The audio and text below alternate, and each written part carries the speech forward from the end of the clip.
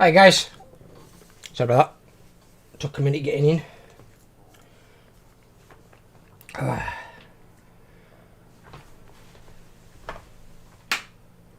that on. Give me a second.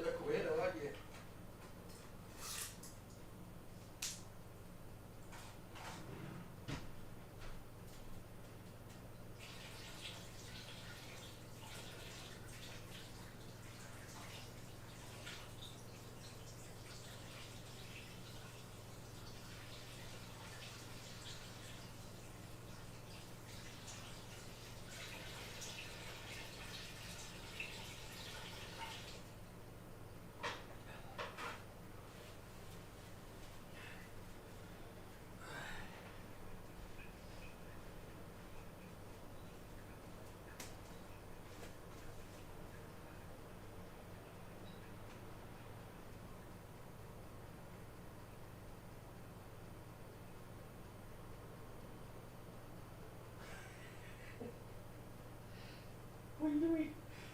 Oh, that little kitten's funny. She's stalking me. Oh, she's hilarious. Play a little game with you.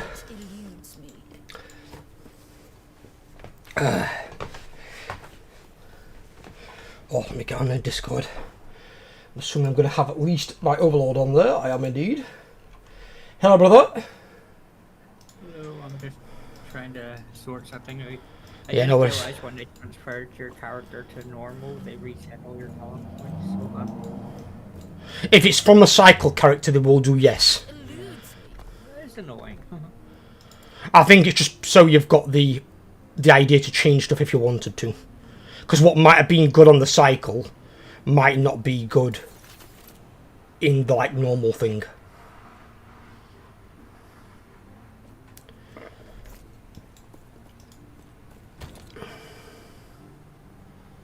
What the fuck?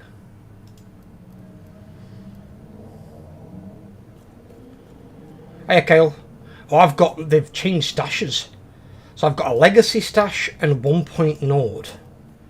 And it's remove only. Shit, so I bought all the stashes for nothing? Hang on, where's my character's money? Yep, all that went as well. They took all my money? Heck, half the gear that I'm equipped with I can't use anymore because they reset my, the observatory thing. They've reset that. Motherfuckers. Have they reset my observatory as well then? Yep. If you notice, if you look at your inventory, you'll see that all your gear has a little X beside it. If you're equipped. No, my gear's all good. Oh, then you didn't have any ranked gear on your character then? I did, however.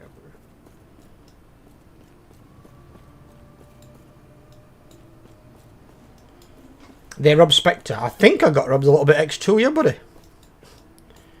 And just so you guys know as well, I've obviously been tinkering with a lot of emojis and sub badges, so I've made a lot of new ones.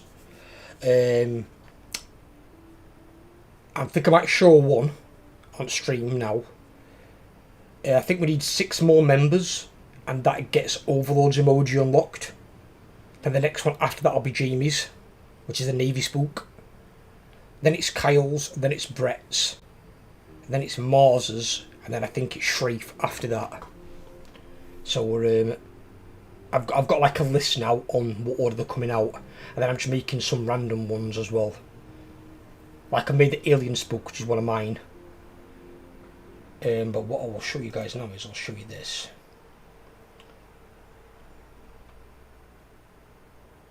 Little sneak peek.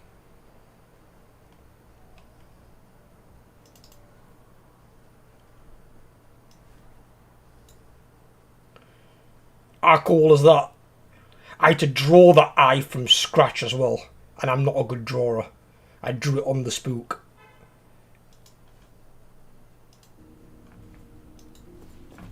And I'm going to use that one, I think, as a membership badge rather than a emoji. And what I did is I took the gems that Epic's done on the spook gem emote, and I made them a bit smaller and put one in each hand, and then I changed the colour of them. So if I want to go through like another like colour changing scheme, I can just change the colour of the gems and the colour of the eye on the character. I might maybe change face expression from the wink as well, maybe. Might put 2 eyes on there on some later ones. But yeah, I put some serious fucking time into that emoji, that membership badge. I'd use 4 different shades of purple on the eye. And that was just the eye. I think I used 3 different shades of purple on the gem. Right fucker to use. So, where do I check my library shit? How do I check that? You have to go to the observatory. Do I actually have to go there, do I? Well, it'll already be set back to 0, I think. Keybind by default is Y. Observatory is there. Yeah, so it'll show you what rank you are. I weren't high, I don't think, to begin with. As far as I'm aware, but... It just means I get to redo all my talents. At least as a legacy character, though, once you do them, they don't get reset after that. They only get reset if it's a ladder character, as far as I'm aware. So if you level them up as like legacy, you can always level them up.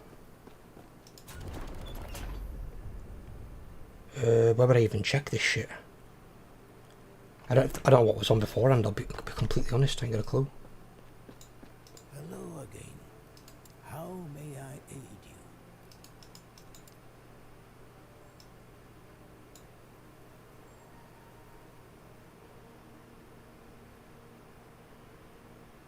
I think mine's okay, as far as I'm aware, because I didn't make it to the first point.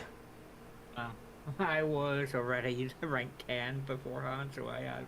So I need to make it to this one, basically. And I think I made it that far.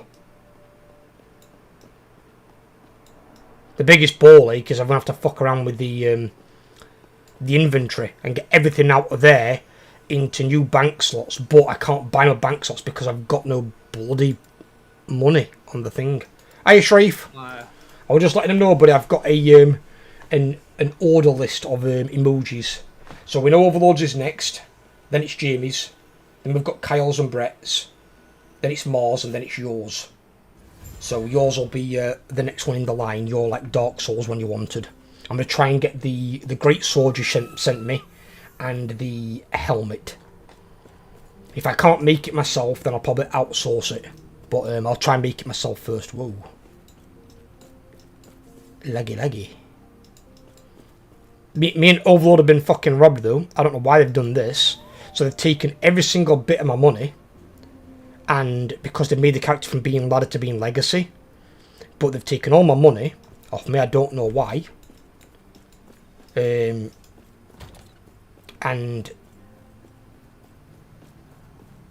were any of these section meant? What the hell? What's going on here?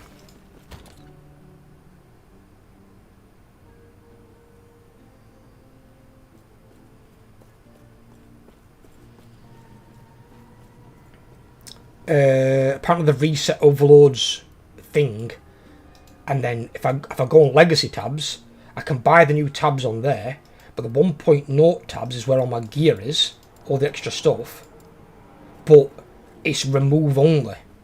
But I can't remove it from there into the legacy because I've got no money to buy any tabs because they've took all my money off me. I wonder how they take all your money off you. That's really weird. Because whenever you made a character on like Diablo 2 in the ladder, and if you wanted to keep the character went from ladder to finger, they never took your gold off you. You always got to keep your stuff. I don't know why they take anything off you. That's really strange. That's like punishing you for the character not being ladder anymore and going to being legacy. Because it can't be ladder anymore after the cycle that you make it in. It's really weird.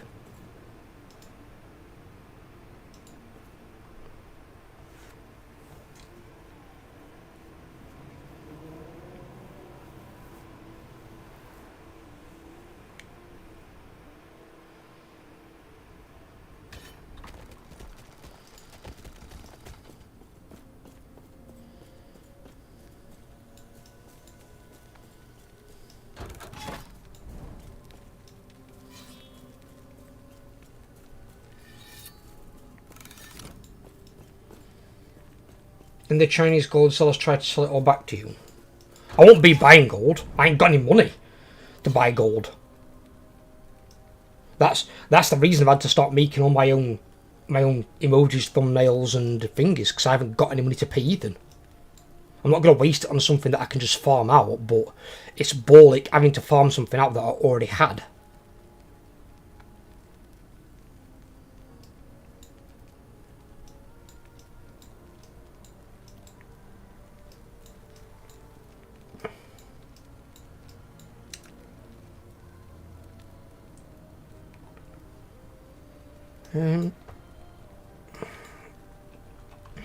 Thankfully, all the crap in my stash were stuff that I can't use anyway, so... Oh yeah, I could sell some crap for my stash, yeah. That's an idea, overall. That's genius.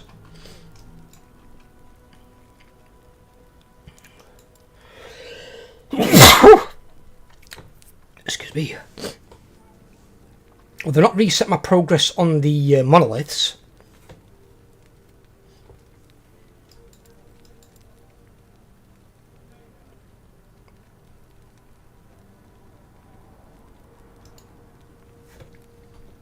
Right, if I go here, then I can try and jump onto the next one.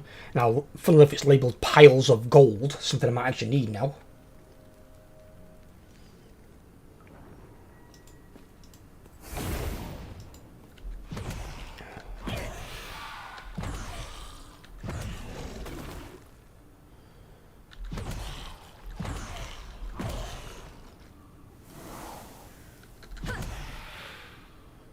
There we go, the entire ensemble. Get them minions. Oh god, I forgot the first attack always gives me lag.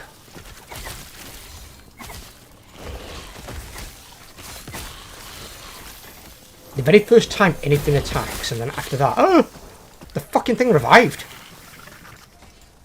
I'll just take everything I can get, and then I can just sell it all.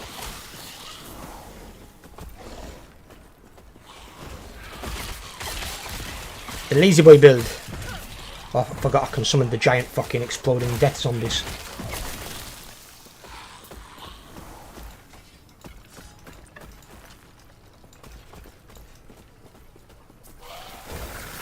Oh the lord. Those zombies are huge. How are we all then today? I'm not bad, my brother. How are you? How's your day going? Are you having a lovely Sunday? And yes, what you were saying, Shrafe, that's a lot of birthdays in one day. It's not actually all for that day. 2 of them are belated, so they've already gone by. And 1 of them is for Ella's, which comes up on the 15th. So we're just celebrating them all in one day, so we can all get together and do the one thing. Obviously, I haven't got, you know, a great deal of money, so, you know, I can't really afford to going out for like multiple meals because I don't have that kind of cash. Not until we start bringing some more consistent income.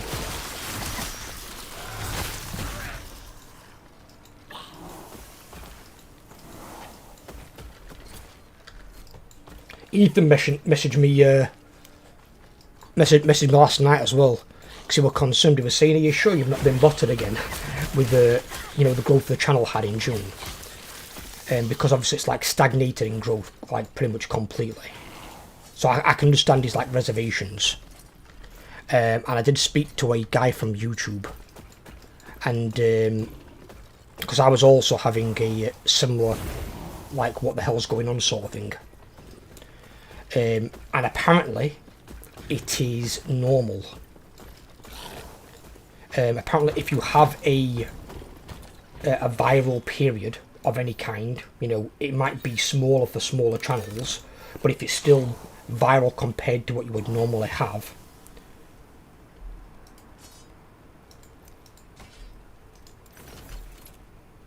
basically,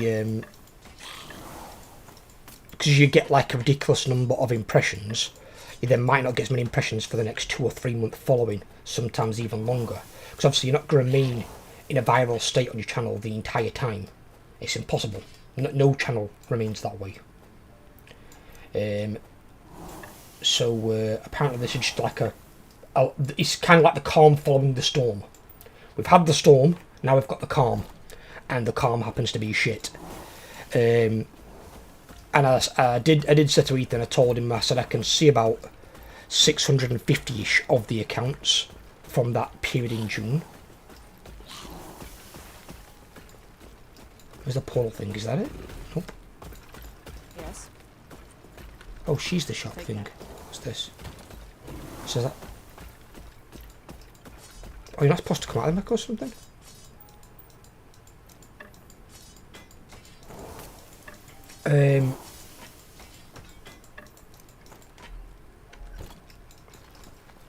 Yes.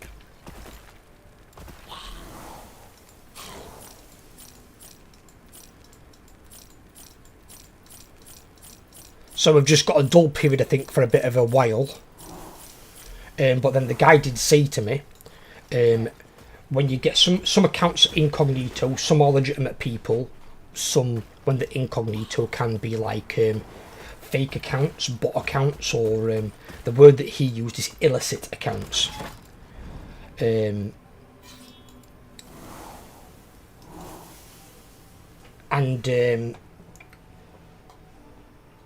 Basically, a lot of the accounts were from India, and India's known for obviously having a lot of bot and scammers, I'm guessing, on YouTube. He made the point across.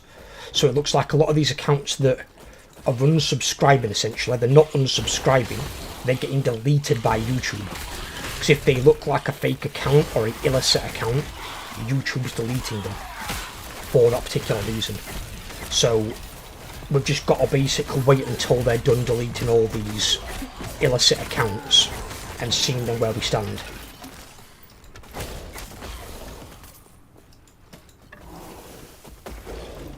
I asked him for a percentage, and he said it varies from channel to channel, and obviously the size of your viral period. He said if you gained 1,000 subscribers, he goes, it can vary from somebody who might have gained 10,000 subscribers. He goes, but usually I think you'll be looking somewhere in the neighbourhood of like 3 to 10%. So 3% will be about 30, 10% will be about 100. So obviously I'm hoping it's closer to 3%, but I don't know. So I'll just have to find out. I don't think, to be fair, he knew either. He would just give me like a ballpark figure, which obviously I appreciate, because I was like, what is this? How does this happen? But that's why apparently the like going viral mentality isn't always as good as you may think. Because after you go viral, you imagine if you gain like thousands of subscribers, are all those subscribers going to be authentic and on the level? More than likely, no. You're going to have a lot of fake accounts in there that are just going to jump on the bandwagon, basically. But YouTube does a really good job of keeping these bot accounts off of YouTube. Because at the end of the day, these bot accounts they inflate your subscriber number. They don't watch anything. They don't watch a single thing. It's just a fake account. Imagine some loser out there that's got like, I don't know, 200 YouTube accounts, for example. One of them is his real account that he watches and subscribes to people on, and he watches his content. The other 198 accounts are all fake bot accounts that he just subscribes to some channels either by choice or by automatically, but he never watches anything on them.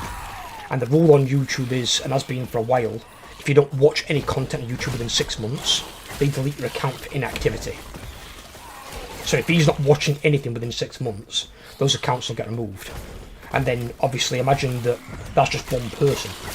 Imagine then if you've got, a couple of 100,000 people doing the same thing, and they've all got anything from say 200 to 500 accounts. And a lot of those are basically just inactive, doing nothing. They're just a dead number. So where I look at it is, although the number might go down for a bit, we're just getting rid of inactive accounts that aren't contributing shit to the channel. They're not watching anything. So they're worth nothing. So I'm completely fine with that. At least I will keep the people that are actually people, is the idea.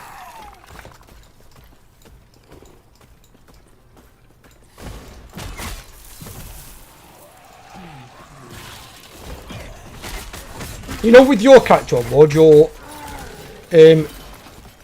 current character, did they give you an option to re-put it into the new cycle, or did you have to make it legacy?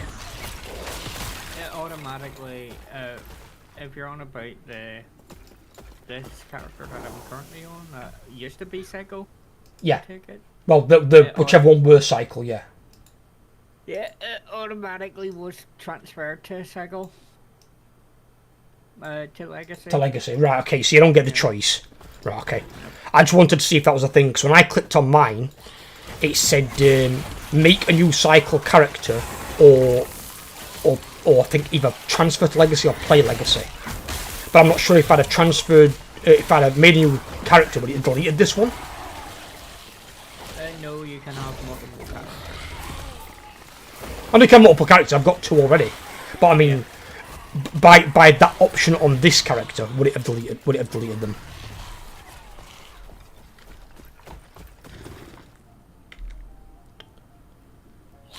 What the fuck?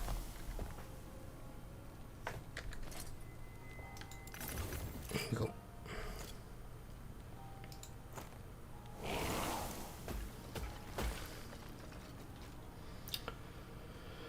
Pretty chill, to be fair, just getting stuff ready for a week's holiday next week, taking the kids on the first flight. That's going to be interesting. Forgot you run a minion build. Sat you thinking you're getting attacked by that big thing. No, that big thing is my primary bodyguard. That is my... I've actually got a few, I'll show you. I'll move out from behind the letters. So I've got 2 wraiths. I've got 4 skeletons. I've got 2 that are melee and 2 that are ranged. And then I've got my bone golem, which is the big boy at the back. But I've also got this guy here with the 2 swords. He can be either an archmage or a death knight. Mine's a death knight, so he dual wields 2 swords. If he's a death knight, he's melee based, obviously. If he's an archmage, he's going to sit back with the archers and cast spells. But I wanted a melee guy. When you've got a death knight, it's like you think like Arthur's from from Warcraft, someone badass like that. So I'm like, yeah, I'm having me a fucking death knight. I'm still trying to work out why I can't put any more points in. I mean, I've got the level, I've got the points. Is there something else that you need, like a, like where it's one of those things where you need something else to be able to take it, or you need so many points in it? Because don't forget, some points need like 20 points in a particular skill. So like in my Necromancer one, I've got to have at least 20 points in Necromancer before I can take certain skills. Even if they're already available to be unlocked, I'd still need those 20 points. It says I need 20 points in Mage, which I have, and then I need 25 in Spellblade, and I definitely have 25 in Spellblade, but...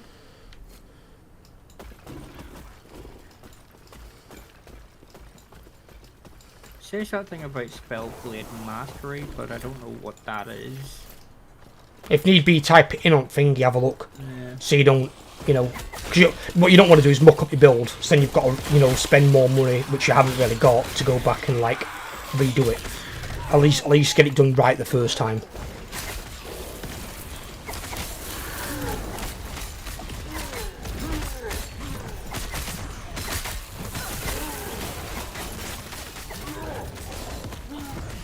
Is that a boss or something? Think about today.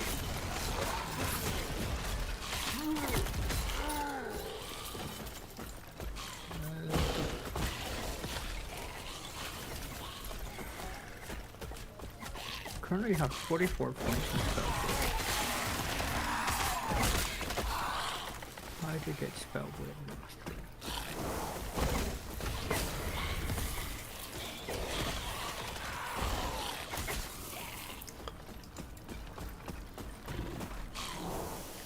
That's all my guy stuff there. Passives. Yeah, mine are all still unlocked for some reason. I don't know why yours have been reset. I've still got all my talents where I set them.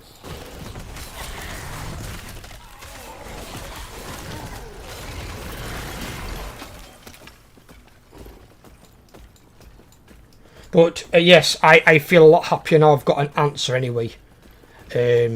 So we've just basically got to see how long this sort of like dry period, I suppose, takes, and then hope things pick up for like the autumn or something.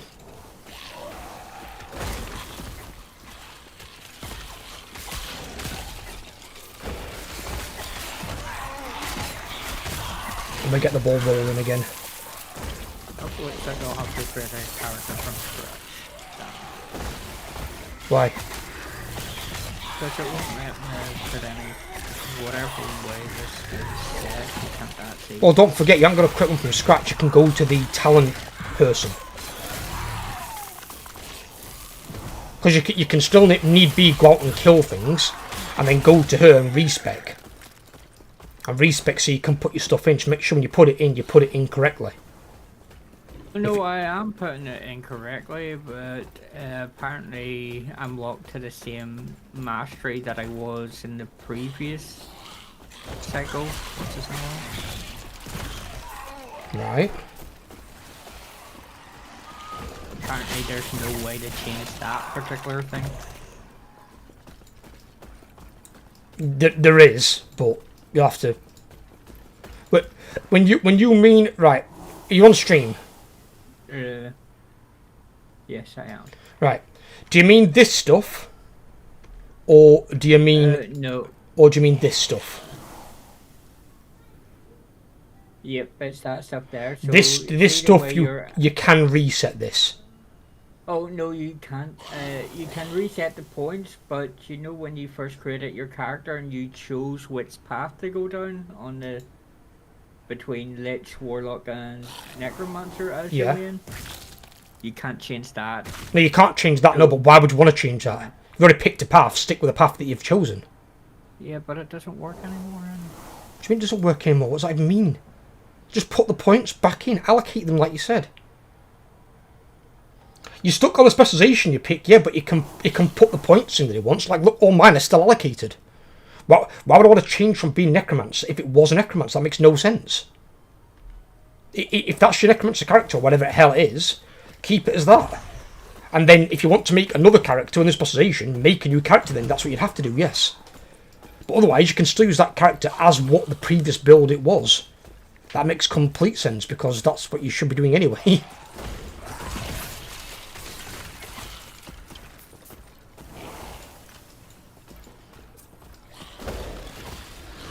You had a big jump in subs and stand for it to go quite for a bit. That's why I said you go to 2k after hitting about 1,000 subs. It depends on what the new growth, when it starts growing again, Cal, what it comes to. I mean, I would expect the new growth to be... I would expect the new growth to be higher than the previous one. But... Worthless anyway. I don't know by how much.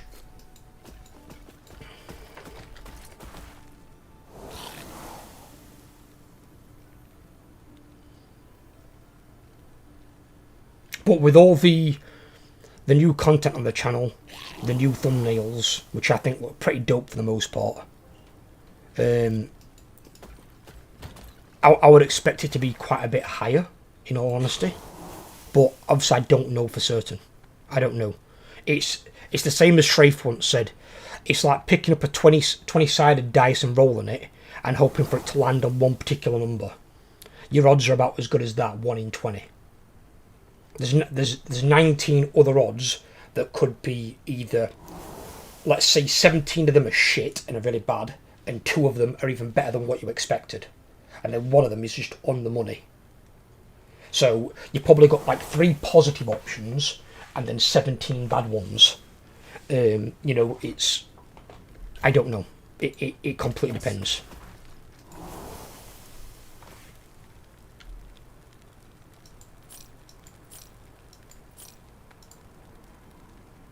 See, the problem being is all my gear has been unequipped and I can't equip it again. Well, no, you can't if you haven't got the things for it, but you'll be able to if you can get the things for it. Because they'll have a, like, I think in mine here, there's 3 of these that are these crosses. Oh, there no longer are crosses. Oh, like, example, like this one here. This one requires rank 2 on the, what's it called? The thing in the desert. Yeah. Yeah, so once I get rank 2, that's available again.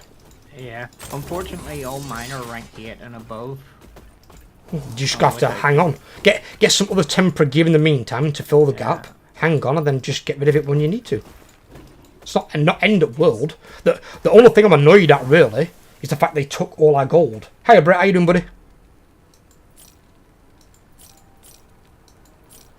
It's understandable. So. Yeah, but as I said, they never did it in like Diablo. Diablo had what they called a ladder season, and if you had a ladder character, at the end of the ladder season, your character was made to a non-ladder character, is what they referred to it as. So you could still play the game, and but you never lost any of your gear or any of your gold. You kept everything. So I don't understand why they do this. I think it's because Legacy Cycle and Not bad. How are you? I'm not bad, brother. I did get an answer yesterday because Ethan was messaging me again saying, "Are you sure you weren't like bot subbed?" So I contacted like a YouTube rep guy and I got an answer for like the current dry spell situation. Apparently, it's normal following like any sort of viral period. He said because obviously a channel can't remain in a viral state indefinitely. He's like, no channel does.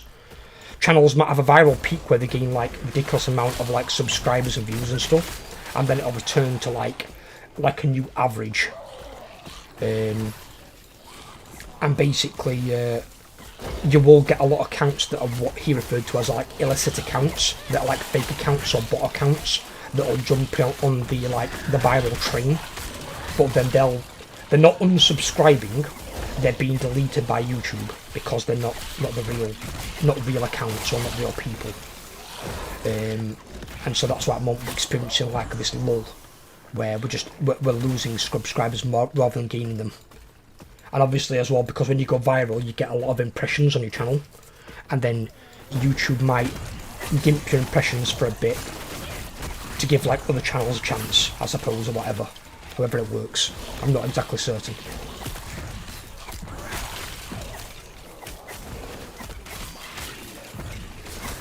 So although your channel's bigger, it probably won't be reaching as many people, or maybe not many more people than what you normally think, because of how well it did in that previous month or whatever. So you might experience like 2 or 3 months of a bit of a weird period. And then it will reach like a new average, whatever that may be.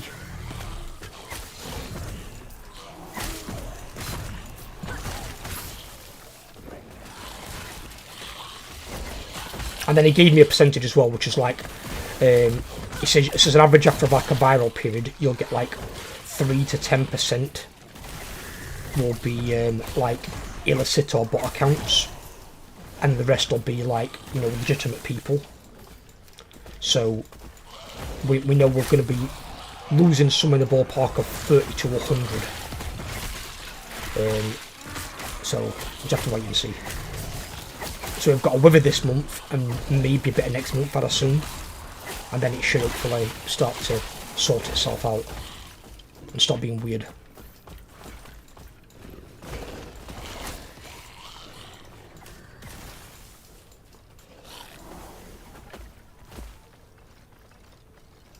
Now let's let this guy out of prison. We'll have to kill him.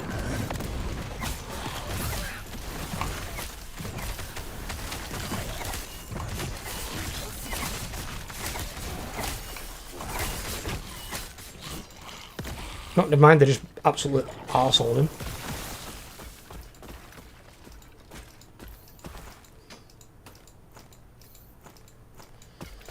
Need to pick up everything we can so we can sell it for loot.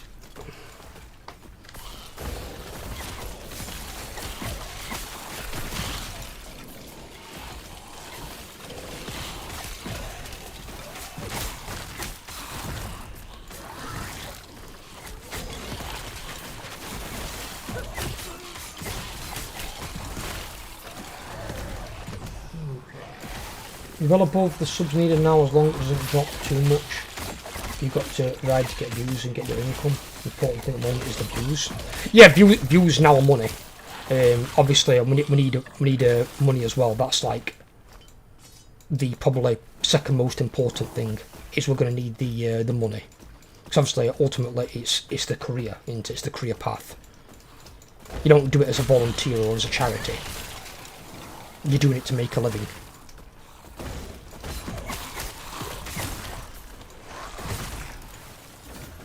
hell is this thing? Now what?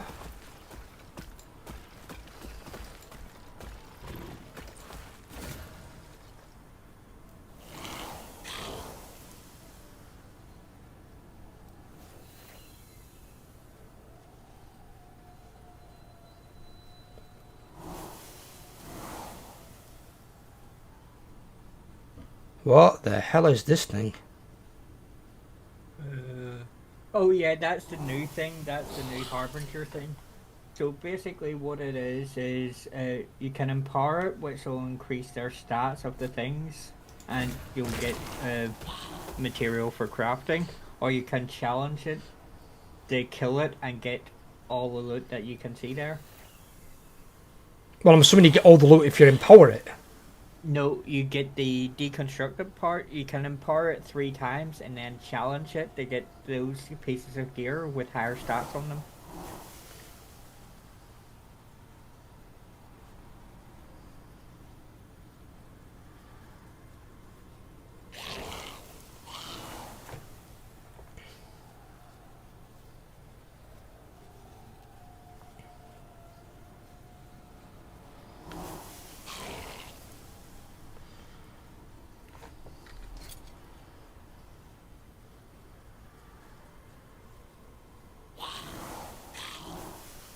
So if you empower them, does it up the quality? Do they become like a purple or something? Yeah, they can become up to the legendary highest tier rank, but you can only empower 3 times, after which you then have to challenge. So is it what am I better off doing? Am I better challenging first or just empowering? Well, it depends on the gear. If it's gear that you actually want. Well, it's really low level and there's 2 heads, which kind of makes no sense. Well, take a look at this. Also look at the stats on them, because if you empower, it'll drop the Say they've got mana on them, and you need to upgrade the mana quality on one of your pieces of gear. If you empower, it'll drop mana shards that you can then use for crafting.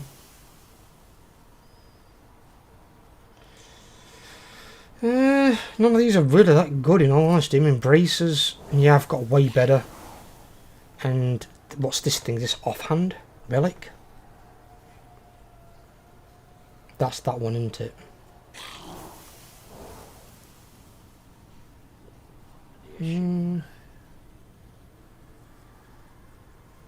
Yeah, it don't really benefit me. Only one of them's actually good of the 3. So at that point, should I challenge him? Yeah, but or you could empower it to see if the stats on the gears increase to be better than what you're currently using. Never mind, the guy's dead. Oh. My golem just absolutely bombed him. He got bombed in the Ashura. He did. It was a big rock golem, it's now a big holy rock golem. He's got a hole where he didn't want one.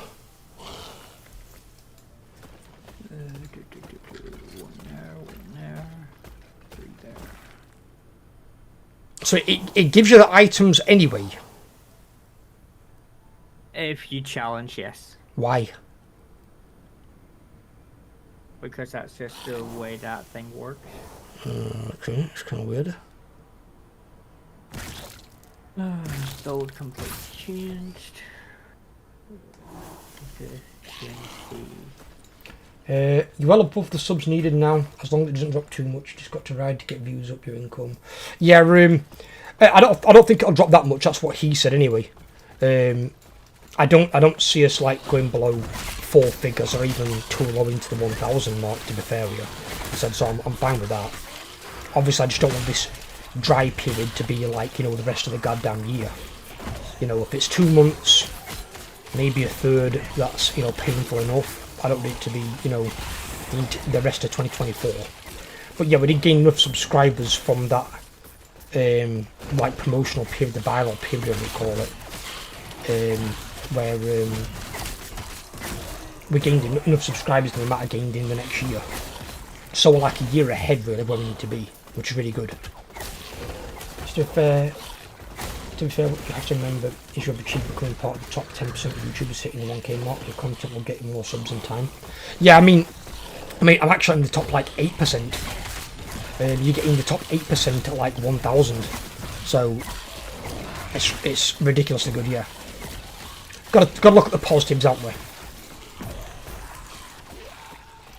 I need a weapon. What was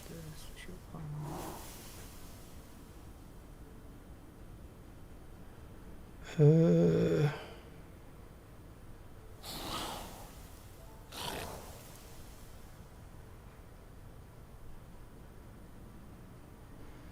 So many good ones.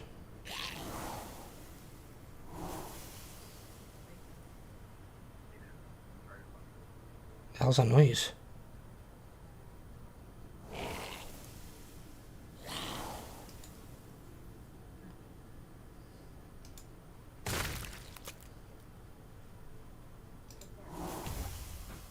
Yeah, put it in that. We're gonna max that out anyway.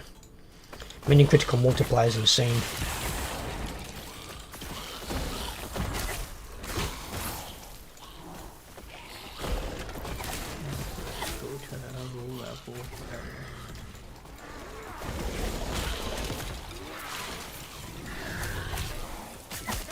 That is too much.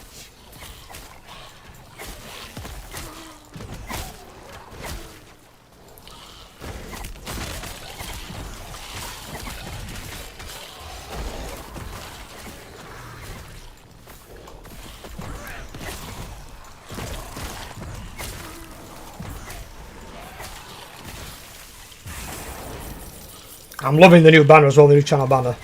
I put so much fucking work into, you know, the emoji stuff going off on that.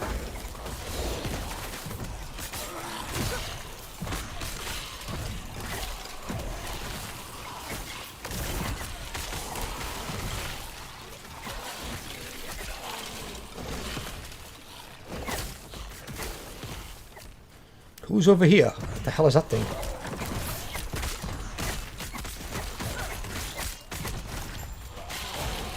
That was it. I think it just stood still and took an ass whooping.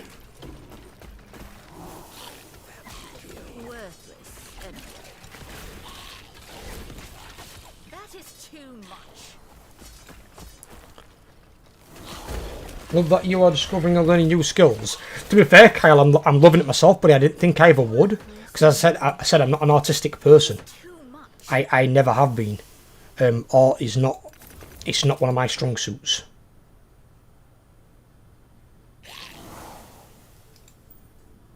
But I'm actually enjoying it, so I'm enjoying making my own stuff. And as I forgot who said it to me now. Was it Ella? I feel it was somebody else. Said, well, what you've got to look at as well, especially while you're starting out, every bit of money that you can save, by not having to outsource it to a third party, all that money's yours. He said, so if you're enjoying doing that part of the job that you didn't think you would, going forward, that's going to save you more money, and then the money you're getting from your members and from your viewers, you're going to get more of that money, which is what they want in the first place, for you to have the money, not somebody else. And then you can put more of that money into your channel, you know, buying more games, you know. You're already increasing like my skill set by different things. So yeah, it's literally a win-win.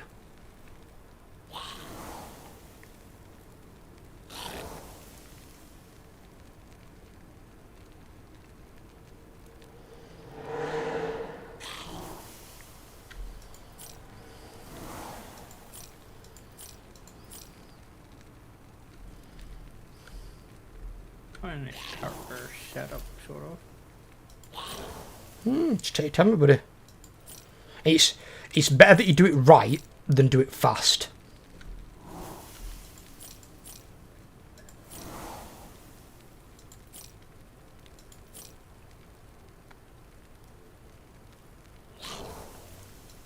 Because like back in the day when you played like your Diablo 2 initially, with the remake they allowed you where you could reset your skills once per chapter, so you could do it. I think five times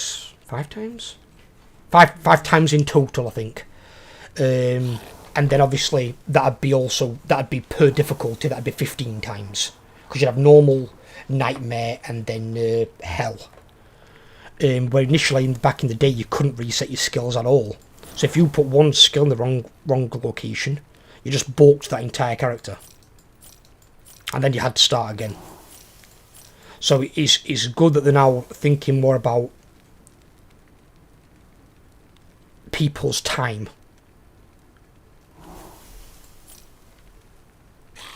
Saying that, I am just running through the low level stuff at present just to get some funds together. Just run through rifts like I'm doing. I've got 24,000 already. Yeah, I don't even have a chest piece that I can wear. Dude, I still think you'll be able to kill things. The things in the rifts aren't that goddamn hard. You're still going to have your character level.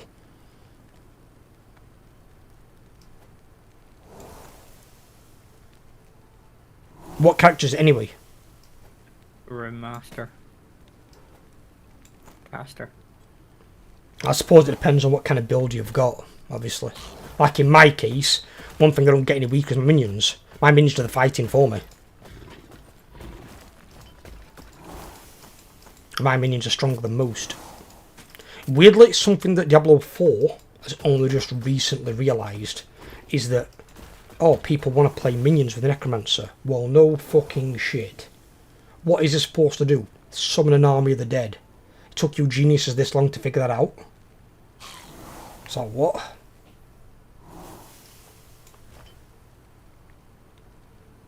It's like one of those proper forehead moments where it's like, really, really Blizzard. You've been in this gaming space how long? And you realise that people want to play Necromancer to summon minions. Otherwise, all your Necromancer is a rip-off version of the Mage.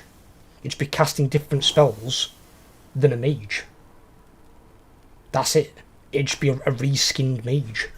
What makes him different to the Mage is, the Mage might be able to summon maybe like one minion. Like some sort of like Elemental Guardian. You can summon an army of minions. That's the strength of the Necromancer. You put an army between you and them. And your army deals with them. And then your bigger ones, like your Bungorm, your Death Knight, that sort of thing, they're capable of killing bosses.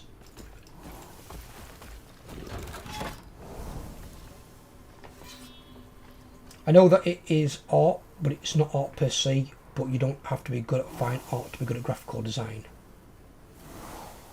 It's not art in the terms of me drawing it, Kyle, no, you're right. It's digital art. I suppose almost like an NFT, but without obviously it being an NFT.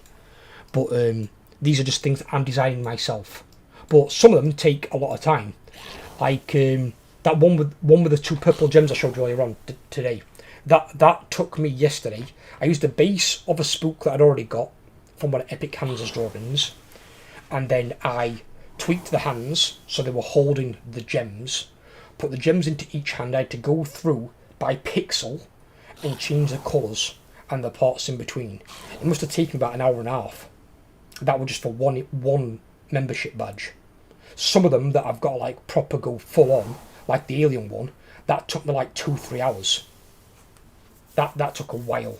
Because I had to scale it right, I had to go back in and tweak it, I had to put like a bit of a grey outline on it so you can see parts on the black background. If you've got a black tail of an alien on a black background, you can't see it. So I had to like go around it with like a 1 pixel grey outline around it so you can then actually see the tail. So I've had to faff around with a lot of them. But I don't mind doing it because I enjoy doing it. But I've got to tweak it a lot to make it my own. And like condense it down. Obviously in some cases I might like rip an image off the internet. But then I've got to make the background transparent. I've got to usually add some details or take some details away on the image and then scale it down to fit onto the spook itself. Because I've only got like 100 by 100 pixels to work with. So it's not going to be anywhere near the size that it was of the ripped image. And sometimes the images don't look good, they don't scale well. Because like, if you've seen Ella's emoji now has got a golden Desert Eagle for the gun. Because that's scaled well. So it's basically got the guy holding it with his hand on the trigger as well, and his thumb around the grip of the gun. Initially that was Ethan's like brown wooden blunderbuss thing, so I changed it to be a bit more stand out, a bit more flashy. I did try using Reaver's gun, but Reaver's gun didn't scale well to that level of pixels. It just looked like a blurry blob. So that's an image that wouldn't scale down to 100 by 100 pixels. The Desert Eagle did. It was a good enough image where that one scaled down appropriately. So it's finding something you can work with and then changing it a little bit to make it your own. And then obviously I'm using it on a really small image anyway, and then attaching it to my spook in a way that I can. And then I literally, this is the part that bothered me the most, I had to draw the fingers round the gun. And I'm not good at drawing. I had to do it with the on paint.net. I had to draw the fingers on there and make sure that I didn't miss and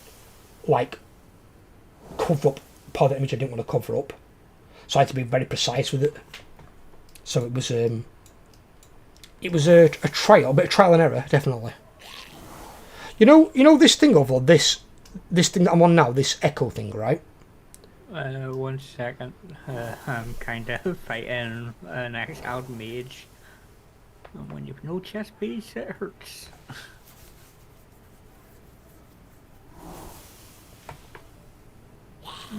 Okay. Yes. Right. Does it just keep expanding all the time infinitely, or is there a point where it reaches a limit?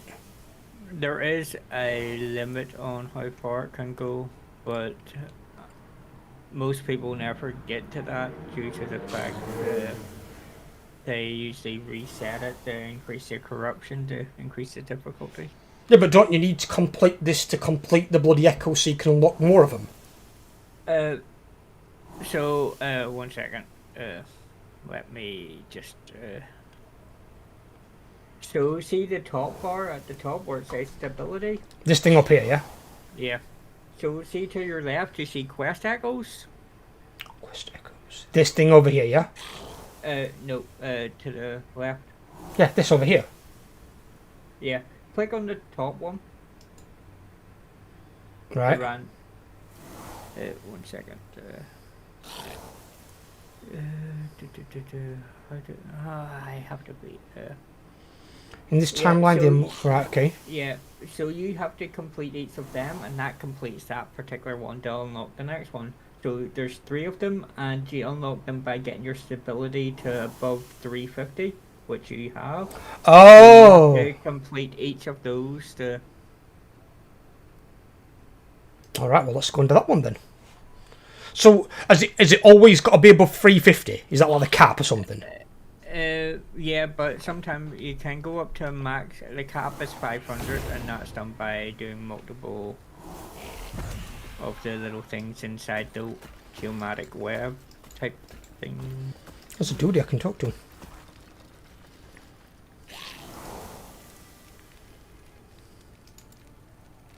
I mean, some of them will be fights, some of them will just be talking to some dude or picking up a horn, I think, on the first one. Don't lose your way. Okay, so we've got to go and find rescue people. Yep. That guy just got absolutely fucking railed by my golem. He just jumped at him from behind. He was like, yep. Ooh, purple.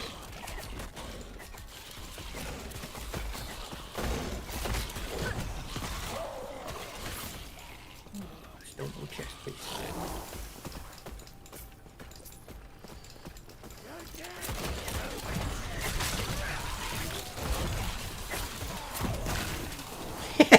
He just runs in like a fucking kamikaze suicide bomber.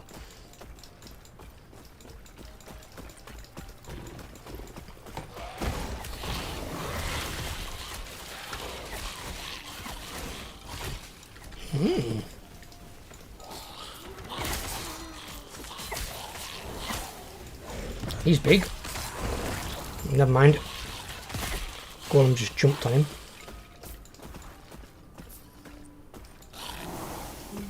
Defeat the necromancers powering the barricade. Okay.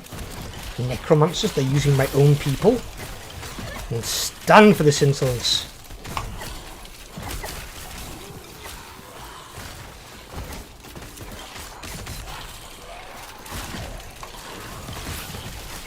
Here, have a zombie. What the fuck? What's laser beaming me?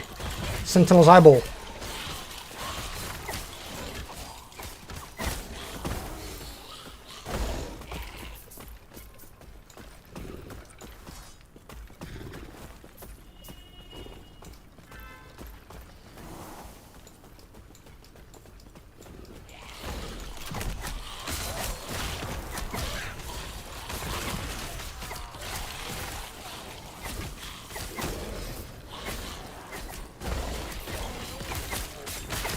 It takes an army to kill an army. It's fine, I have my own.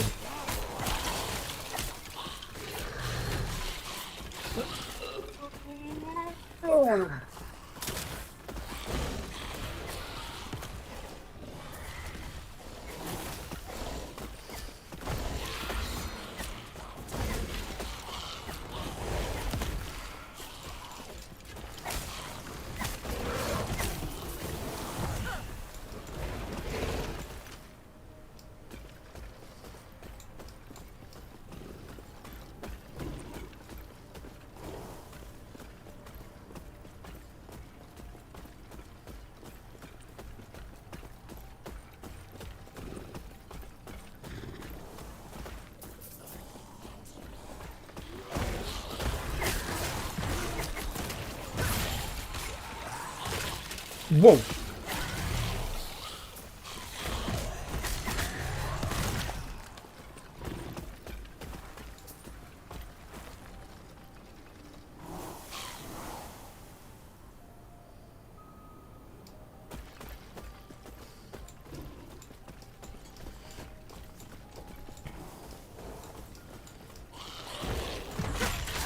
Hi Cosmo, how you doing, buddy?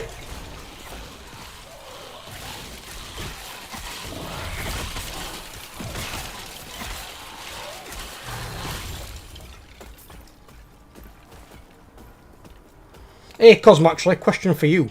Something you could probably answer.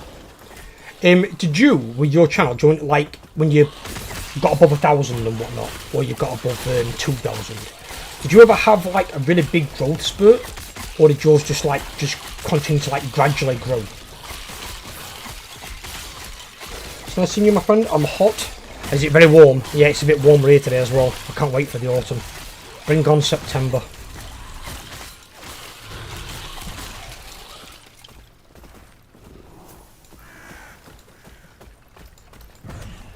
Bring on bloody September. Glad I'm not the only one.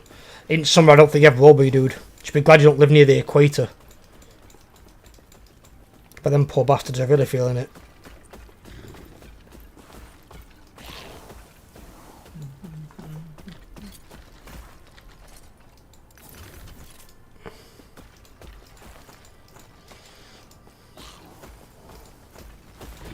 I gained a lot of new subs as I started YouTube Shorts back in 2022.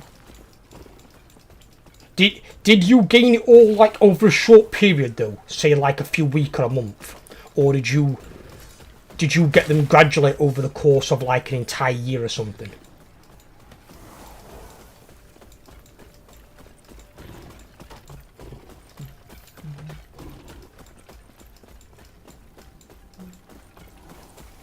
Worthless anyway.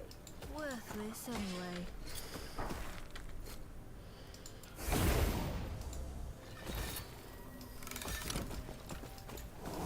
Yes.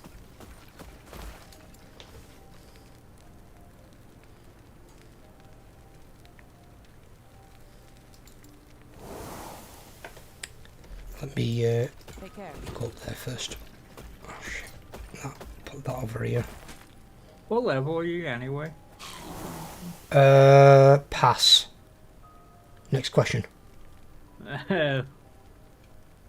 Bottom bar below your skills, there's a little number. 65. Ah, you're level 65 then. That's what it's telling me, unless it's lying to me. Yes. There would be a time I would gain more subs than others. It depends on the month. I noticed that in November, December, so my numbers boost up the most. Yeah, obviously at Christmas time a lot of people are indoors and it's winter, isn't it? Obviously summertime I expect a lot of outdoors. Doing outdoorsy things. No, it's just that obviously in June, one of my videos got promoted by YouTube. It popped off, like massive. and I gained like over 1,000 subscribers in that 1 month. But then the month after it, I lost 10 subscribers. And I spoke to a YouTube guy, and basically he said it's normal if you go any kind of viral, because you'll get a lot of channels that aren't like real channels, they're like fake accounts, or they're like illicit, so they're being deleted at present. And basically you've just got to weather this dry period where these are being deleted. So because whenever you go viral, you're never going to keep all those subscribers, because a lot of them will be like bad apples, for lack of a better word.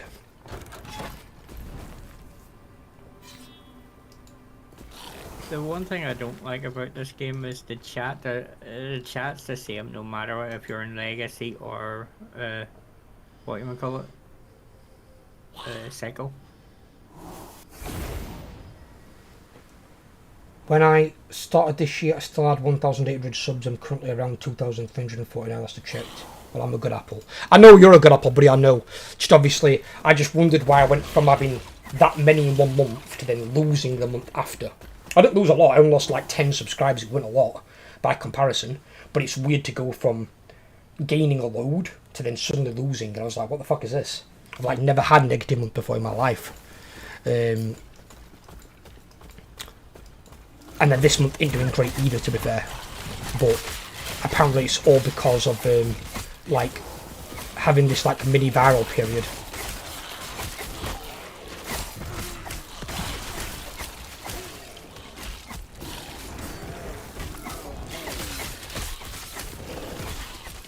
I just wondered if you'd experienced anything similar, because I know some people do get like viral bits here and there. Others just grow gradually over time. They like might never experience like a viral thing.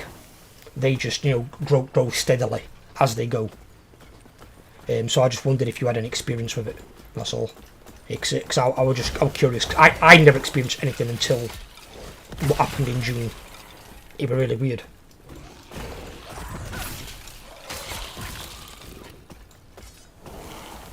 A few subs, but that's because something happened yesterday and people just don't like hearing the truth. Dude, if there's things like that, if it's like, you know, controversial things or things that are your truth, if stuff happens.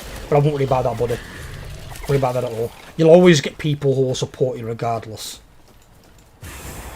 Mine's not anything like that. Mine's just because these accounts aren't on the level, I suppose. They're like bot accounts or fake accounts or whatever. Because the YouTube representative that I spoke to said to me they were a lot of the accounts appeared from India, but they were also an incognito, where a lot of the accounts that I can see like 650 of the accounts that subscribed in June, so they're probably like on the level. They're like, you know, normal natural people, where the ones that are incognito have more chance of being fake accounts. There are some legitimate people who have theirs in incognito as well. They just enjoy the privacy, which is fair enough. But there are apparently a lot of our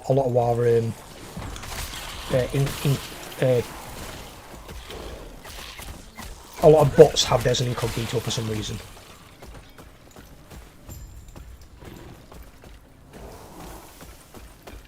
Good thing about me is that I find new channels every day. So if I lose 2, I'll gain 5. Find new channels every day. What does that mean?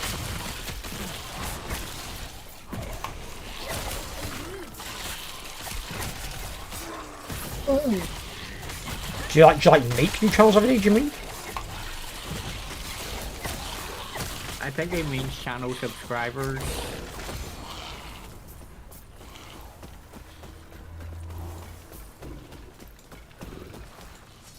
So I do. I like meeting new people. Oh right, so you mean you go around YouTube like meeting other YouTubers and they subscribe to you? I'm not as big on that. Sometimes I will do, because I'll pop in some streams, but I don't expect them to subscribe to me because, well, I don't ask, and you know, it's not my place to really do that, because then it feels like an obligation rather than them just wanting to do it. I'd rather people, you know, do it because they want to do it. But obviously, as YouTubers is obviously a very big place, and trying to find you is can be something of a hard thing to do. somebody mentioned a guy to meet the other day, and I've even now forgotten the guy's name, and mentioned to me a YouTuber apparently who's got like 20 million subscribers. Literally never fucking heard of him. Never heard of him. He's not in my space, in the gaming space. He does like tech videos and stuff like that.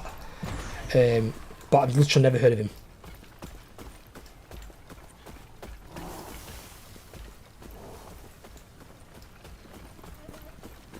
Oh. Have you seen the newest Banksy that appeared recently? Is that the wolf on the dish? No, this is fish on a police sentry box.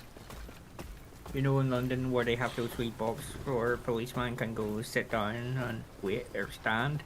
He's actually vandalised one of those. Well, they'll say it as vandalisation, and I'm sure that there's definitely a camera or two pointing at that box, so...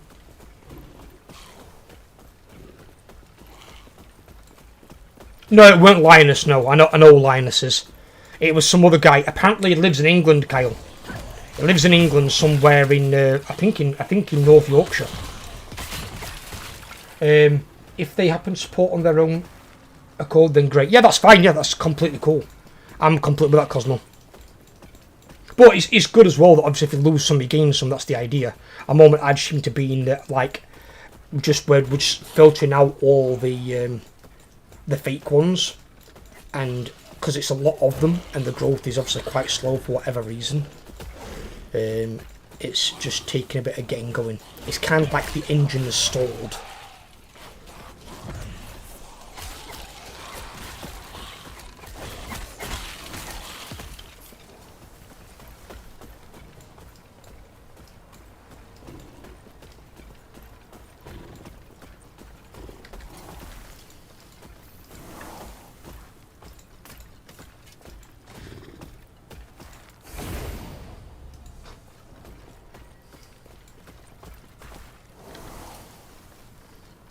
Nothing but keeping on this, is there? I don't think.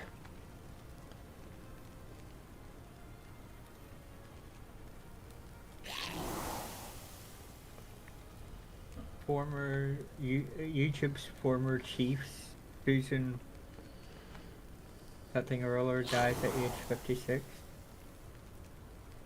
Who, how, where, what? One of YouTube's former chief operators, one of the Google's earliest employees has died at age 56. Poor bugger. It's quite young, that as well. Still, it's not that old. Lung cancer. Oh right, okay. The big C. Yep. Yeah, the big C gets a lot of people, unfortunately. She was present during the beginning of YouTube in 1998. Hard to believe YouTube's only been going since 1998. It hasn't been going since 1998. YouTube came out in 2005. So I think that means they were there at the building of YouTube, which is even earlier. Yeah. Because it weren't released until 2005. Actually, she was there at the beginning of Google. Oh, right, okay. I'm going to say, because YouTube weren't there. I mean, I was playing World of Warcraft when it came out in 2004, and there was no YouTube. YouTube came out like halfway through the first part of the game. So, interesting one is, her garage Yes. was the first garage that the search engine firms founders rented out. She rented them their first space to build their search engine in. What, and it was a garage? Yeah.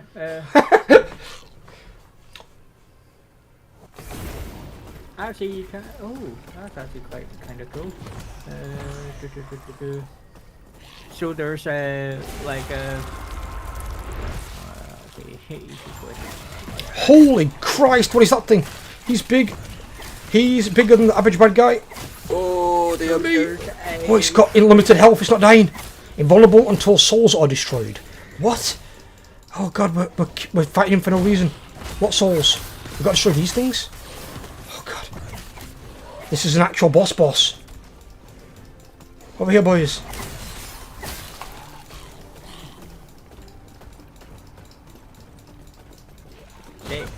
actually have a 3D Street View camera from 2018 of their office in that garage. And you can actually see on the computer screen the Where is he at? Google search. Can we hurt him now? Is he dying? He's dying, he's dying, he's dying. He's got a shield, but he's dying. Jesus, that's how we're here. Computer. And hell, that thing's huge.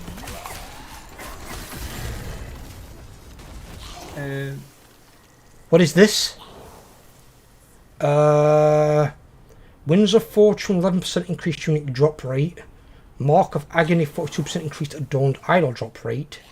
Favor of Souls 31% increased ornate so idol drop rate. I'll explain these now. So you choose one of those, and that remains with your. That blessing is attached to your character for the remainder of your character's lifespan. Okay. But you can do the thing multiple times. I'm gonna say these two down here are locked. Yep. So they become unlocked when you do the level 100 version of these dungeons, when the corruption's at 200 or more. I think I will go with that one. I don't know if I've clicked it, or do I'd have to select. So you click it and then hit select, and then it'll ask you if you're. Oh, and you get to confirm it, so you know, right? Okay. Yeah, I'll have the 11% unique. That would be a lot better. Here's another interesting one. So say.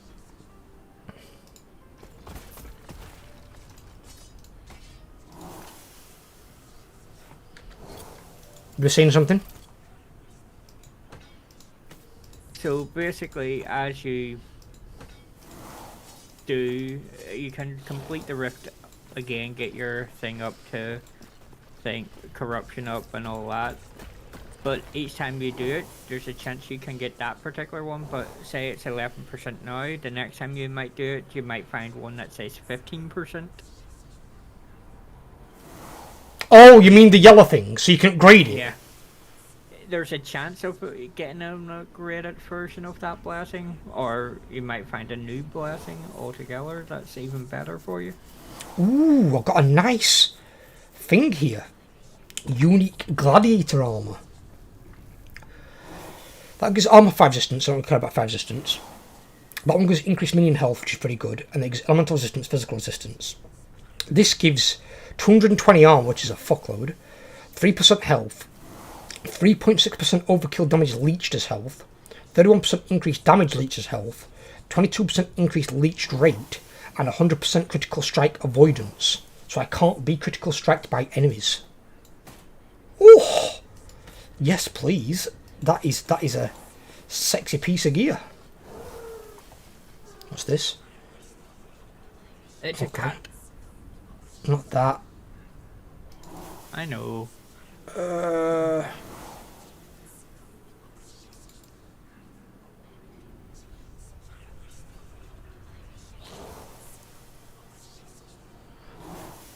Tell us should reflect on the past and cannot change or dream of the future we'll never see. There must be some way. Into a spectre of torment. Don't use my fucking name. Tell us should we reflect on the past we cannot change or dream of the future we'll never see. So what the fuck are these things? What kind of options are these? Which one's right?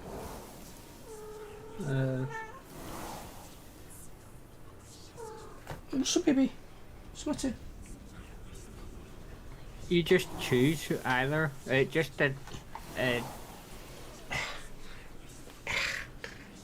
Baby.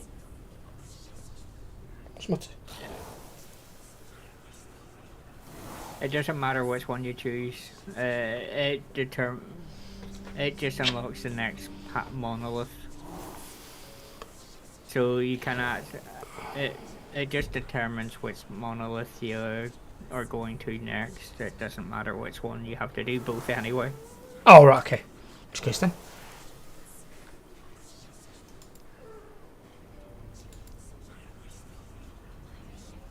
Yes, a daily dose of vitamin cat. Is that it? Do I just open the portal? Yeah. The elusive cat, indeed. The little Misty. Forever letting her dad know that she is here. What she doesn't understand is that I always know that she's here. Always. Oh, so you can actually redo these ones you mentioned, as you said. Yeah, you can. But the stability's gone down, though, I've noticed. Yeah, So I'm the guessing you've got to stability- farm the stability back up. Yeah, and okay, so see your the web that you're looking at. Yeah, yeah. I know you can expand it further on the sides, yeah? Yeah, but the one you want to look for is there's one that allows you to reset the web, but you want the one that says reset web, but increase corruption because you want to get the corruption above 200. Why do I want to get it above 200? Because you know those blessings, the more powerful blessings only unlock once that thing is at 200. And then I'm guessing you get better loot then. Yeah, Right. and stronger enemies as well. So that's obviously the grind part of this. So Yep. does the reset thing have like a different icon? Because I've seen like purple icons like this that gear like exalted scepters. 1 second. That gives me a set item. So it. I ain't got a friggle fraggle what I'm looking for here.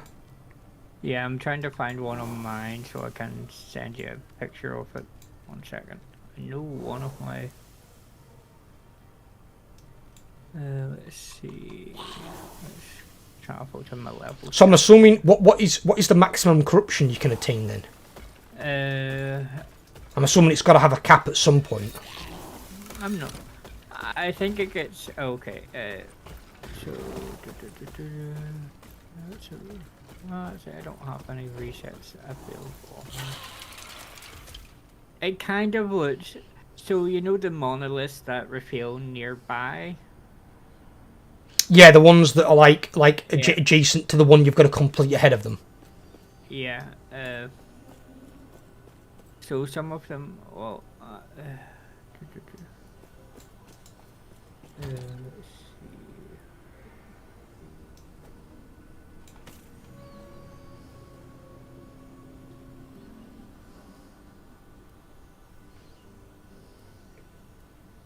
But you don't have to worry about doing the corruption grind till you're at least closer to level 100. I'm not going to do the corruption grind. Yeah, I'm not going to do it on stream anyway, because that'll just be redoing the same echoes over and over.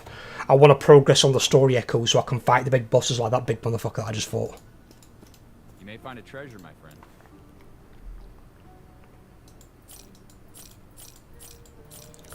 The interesting one is my other. I would assume as well, right, that our gold won't get reset after the next cycle on these legacy characters. I'd assume it would only be on the Hello, traveler. thingy characters. Oh, you can respec blessings. Yes, so as you get better blessings, you can. Change ones out for better ones. Yeah. Why? How many better blessings can you have at once? See your reset. 1 second. I'm loading through back into an echo thing. I am teleporting to end of time to take a look at the respec session. I think there is a total of 5 active. Oh, you can have 5, right? Okay, that's quite a few. And I thought it'd be like 3 or something. I think. Say active blessings 1, 2, 3, 4, 5, 6, 7, 8, 9, 10 blessings in total. 10? Okay, that's a lot. Yeah, that's because you get 1 blessing per monolith. Oh, and there's 10 monoliths, is there? Yeah. Ah, okay. Give me a second. Just got a text up probably for my lass. What's up, you fat one?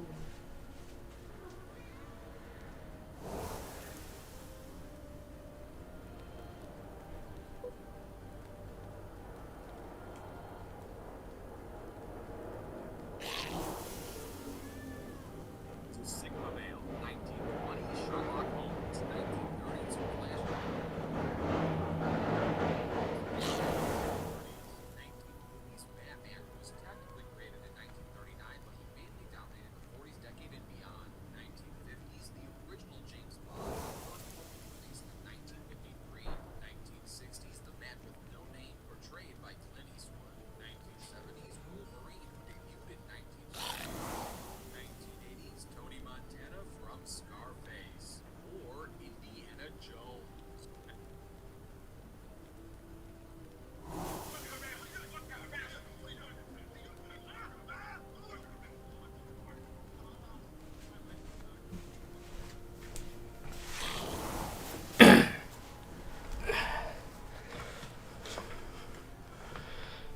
Just my mum trying to confirm what's going off, and I've just said, she said, are you meeting us? And I said, when, like, later on, and I said we were told we're being picked up.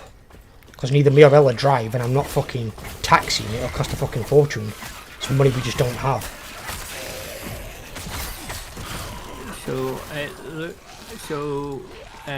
one of the first monoliths has 17 different blessings that you can get from the first monolith. Oh, but 17, you're going to pick one of them? Yep. Right, okay.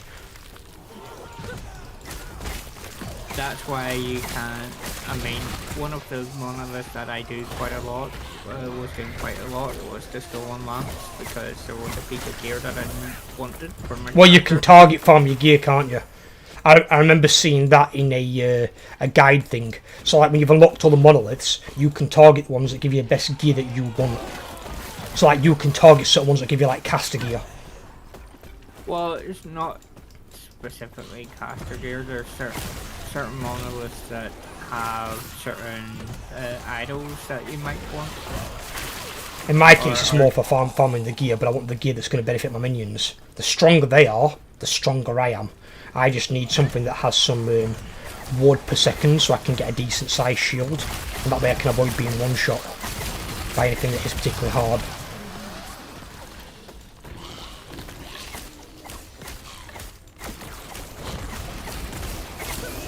Another purple. The interesting one is my other cycle characters probably would be better when it comes to that cycle ending in 3 months' time. Because it's closer to level 100 than this character ever got. But not really playing that much at present. It's one of those games though, that you can return to. Like, since Shrave got me this, I've never installed it. Such a good game. It's better than any of the other ARPGs out there at the moment. If you want to see what Google started off at, take a look in Discord.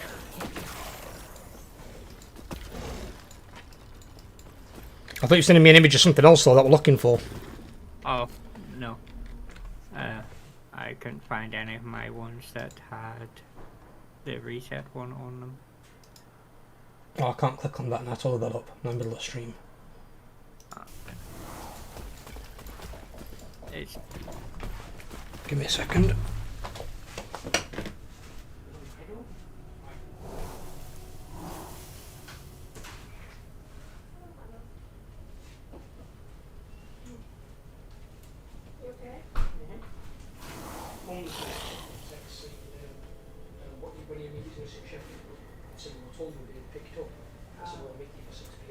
I'm not taxing you. So we catch you buses or something.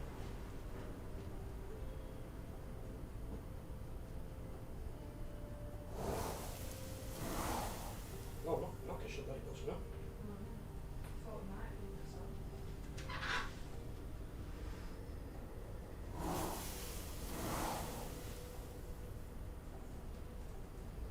There's something in that bag you're not allowed to see.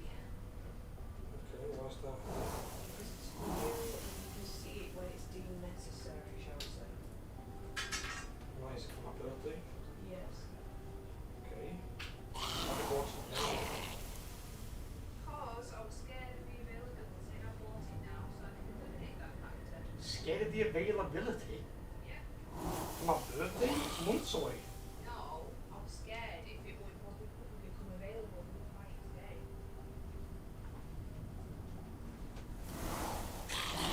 Sorry about that, guys. The lady returned. I have returned. You what? I have returned. She has. She's returned bearing gifts and apparently got me something for my birthday, even though it's like fucking months away. Big thing. when is your birthday? 10th of October, buddy. 10th for the 10th. It's the best way to remember it. In 2010, my birthday was 10/10/10/10. It's the only time I'll see it in my lifetime. The next time I'd see that would be 100 years away. Because I was at 10th day, 10th month. It was 2010, obviously, at the time of the year, but it was also 10 o'clock in the morning. So I've got a lot of tens relating to my my time of birth. Thank you, darling.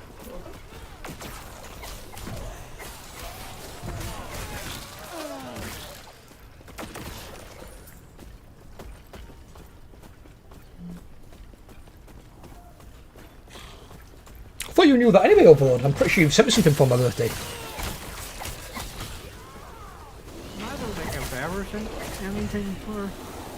Pretty sure you have. Must have been pre-COVID. Well, it might have been a while ago, yeah. It probably when I was on Twitch. So I used to do like birthday streams where I stream on my birthday, but I think in the future, unless it does fall on a stream day, I might take the day off and just either chill out or do recordings. Have a recording day, but I don't know what is it. A Thursday this year. Right, so it's not a stream day anyway, so it's fine. I'll be streaming the day after. Ooh, my birthday's on a Tuesday this year. Right. I don't want it to be on a Tuesday. Why not? Because that means I'm going to be in college on my birthday. It's fine, buddy.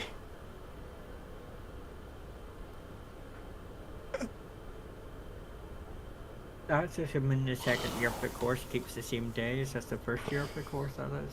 Think about it. 223 ward decay threshold.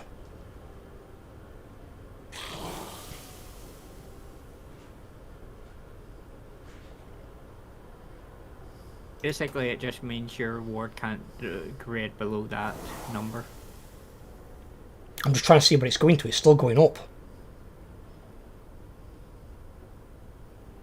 I just realised that that's actually got a load of fucking stuff on it. It's got ward decay threshold 223. The other one didn't have any.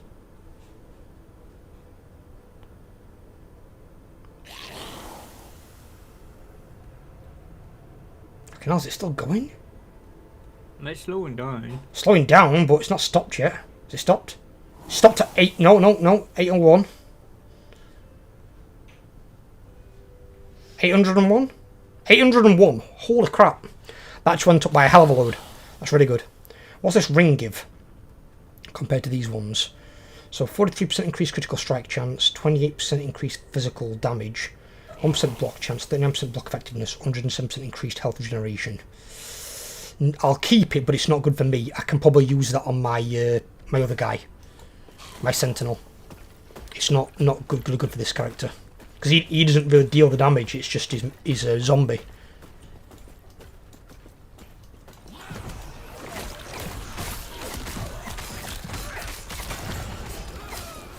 Oh, that guy died like a bitch.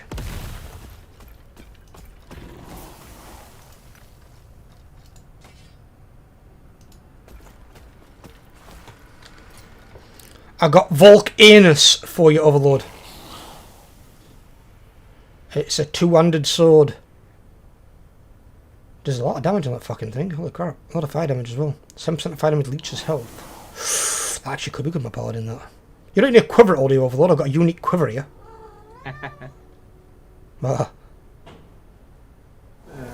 caster. No. No, I mean, you've not got like a ranged character, have you? Like a no. thingy character.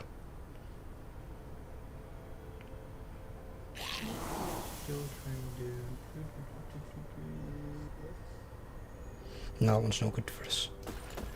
We need to level up the stability more, though. Right, let's go kill more things. Ah! Whenever you just go off the bloody camera, there's a giant thing there just looking at you. And you know something that size has probably got one-shot potential.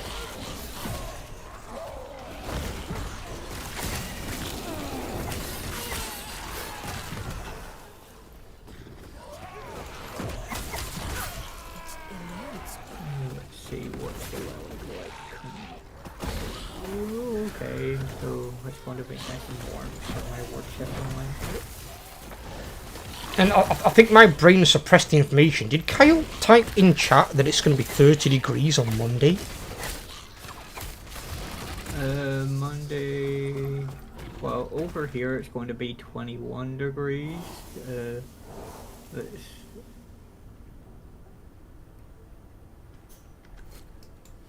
I don't like the idea of 30 degrees. It's too warm. Fucking hell, Greater London, 33 degrees. Nah, that's London. We're northerners. So where are you again? South Yorkshire. South Yorkshire, Rotherham, buddy.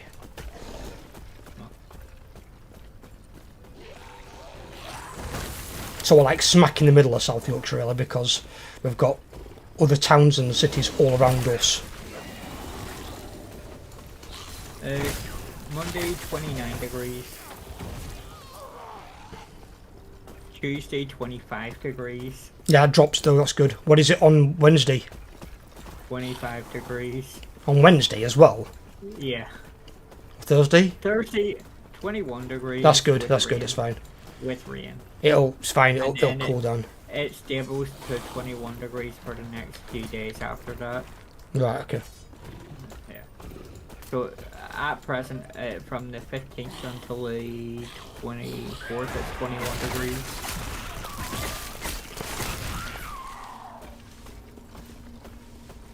Jesus, it's 29 degrees tomorrow for you though.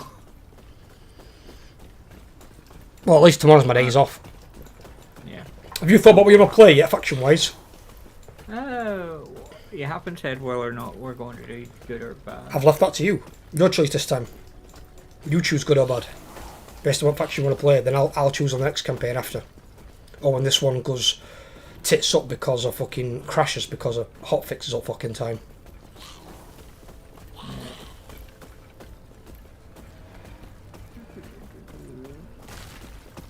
There's got to be someone hiding somewhere.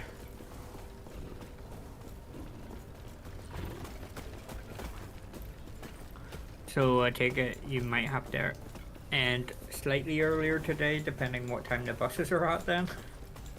No, I'm not getting buses. We're getting picked up. But I'm ending stream at 4 PM. Ah. That's what I'm doing today. I thought I heard her saying that you were going to have to take a bus. No, Ella said we're getting buses. I said, no, what the fuck? Someone said we're getting picked up. I'm not fucking getting a bus. I'm a bollocks in this fucking heat. Not a chance.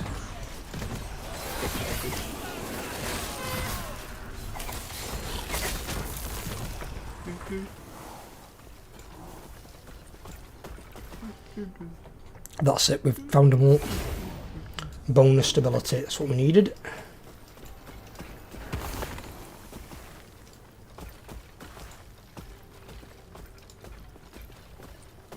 Tombs of Experience, I just gained 3,800 for each one.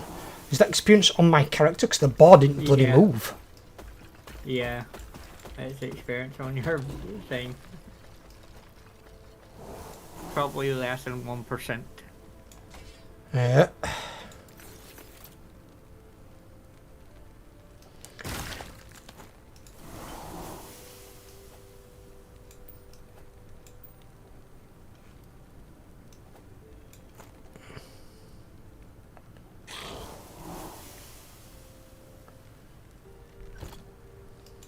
Yes.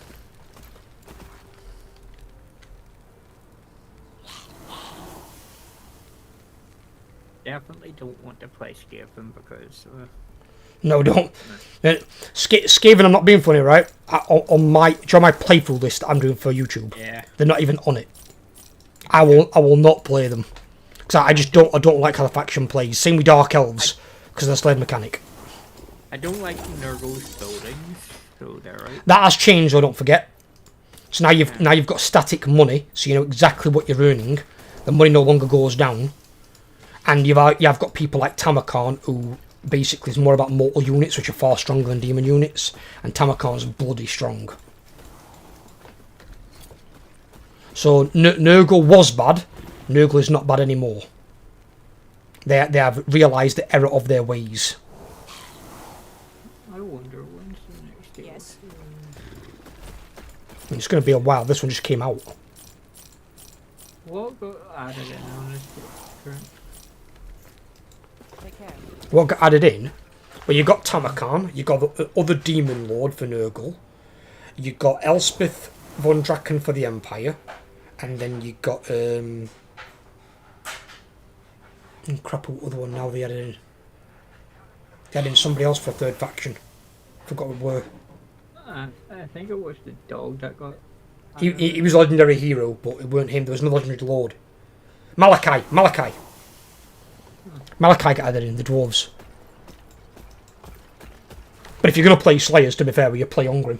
Ungrim's far better than Malachi. Yeah. Malachi buffs weird units for a Slayer, and to be fair, Malachi shouldn't be a general, because he's not a general. He's an engineer.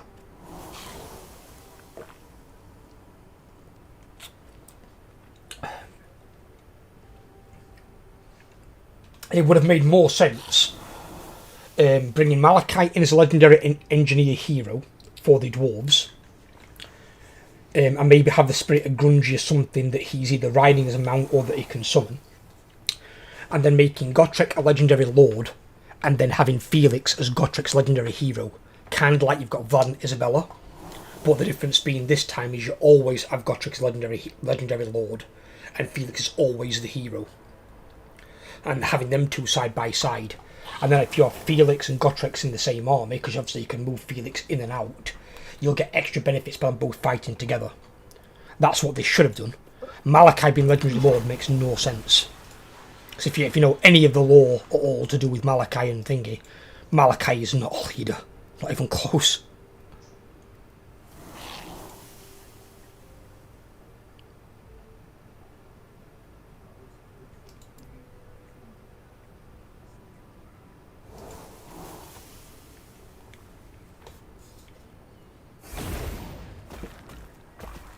I think we actually have a dual campaign already started. Yeah, but it'll be outdated. Fuck, dude. Won't be any good now. I think how many updates have gone by since then. And when you've had a major update, you're going to get crashes galore. A minor update, if it's like adding in like a legendary hero, you can probably get by with. But a big update that adds like new legendary lords and moves locations around, no chance. Because like Balthazar Gelt's no longer in the Empire. He's now in Cathay. Whenever you move a legendary lord, that's what's going to create massive crashes.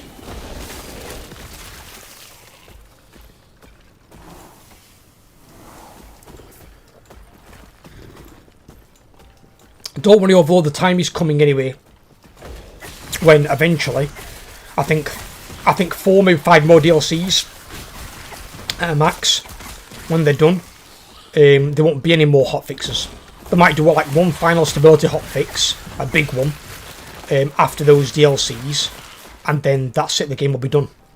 And then there won't be any more, you know, resources being dedicated to Total War Warhammer 3 anymore.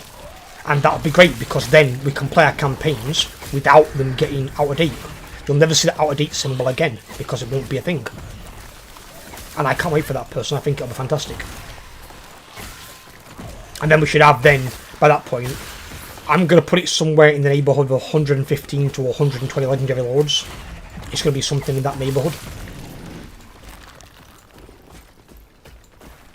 It's going to be a lot. I think we've already got like 95 or 6 a moment. So it's going to be a lot. It's going to be a hell of a lot. What the fuck is that thing? Iacetha, no, your overlord. Look at that fucking thing.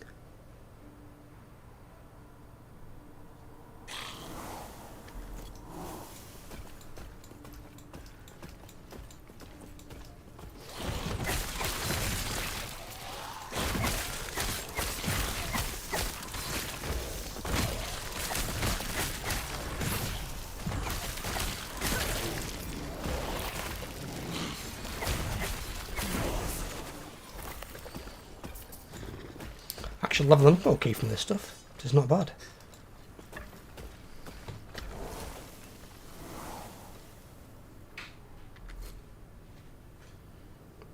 Woman! Woman, How you doing? what am I doing? Said, how are you doing? How am I doing? I'm alright. I'm just trying to figure out what I want to wear, what I'm going to be comfortable in. Wolves is usually general preference. You what? What you doing? Me? Just leveling up my thing. I'm streaming last Epoch. But we've had the season end, so mine Overlord's characters and Strafe's characters have all been made legacy.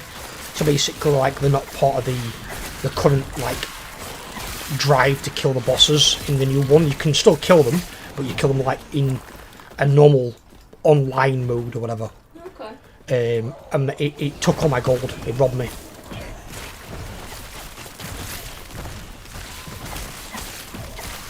So I'm going to have to farm a lot of gold to buy more tabs.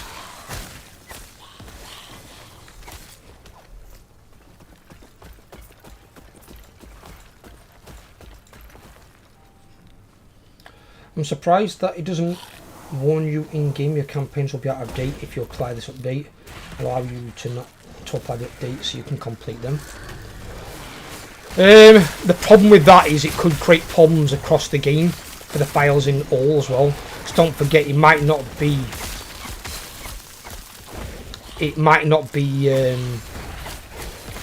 just the fact that they're adding in new content. It might also be fixing bugs. It does let you know that your stuff's out of date when it comes in.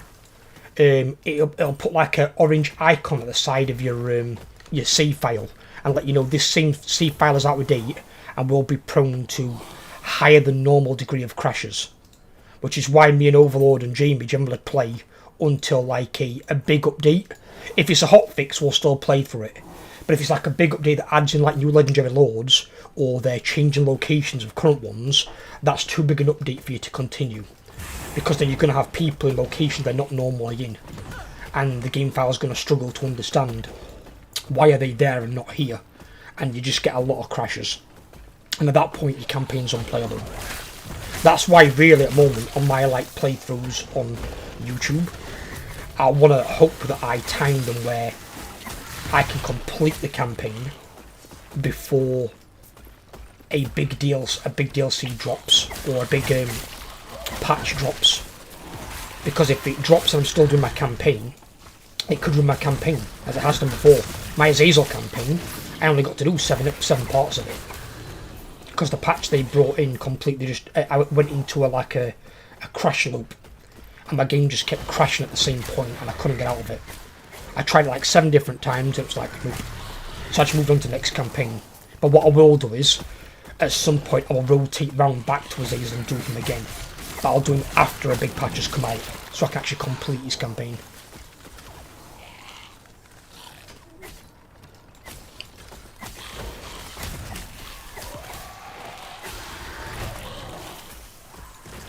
Didn't fight me into the game when I'll come You all buddy? with you.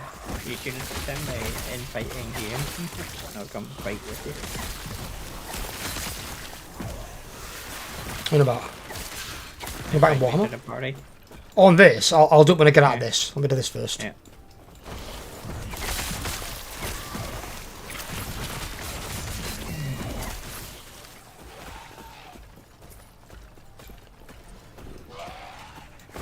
I'm just chilling with it, to be completely honest, because I'm just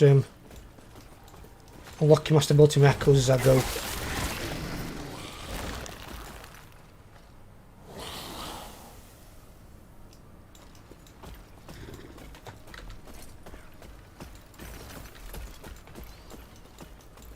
The weird thing is, I think on this game I've only ever forged like 1 item. I barely forge anything. So I've got a great stockpile of materials. Same here, but that'll change when I start going after new gear. When you're getting your new stuff, yeah, and you're trying to get like duplicate gear and stuff like that.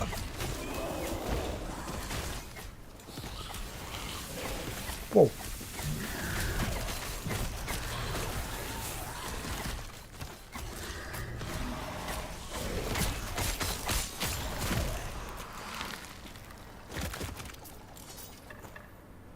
See, what I'm amazed at is, right, Golem, a little bit injured.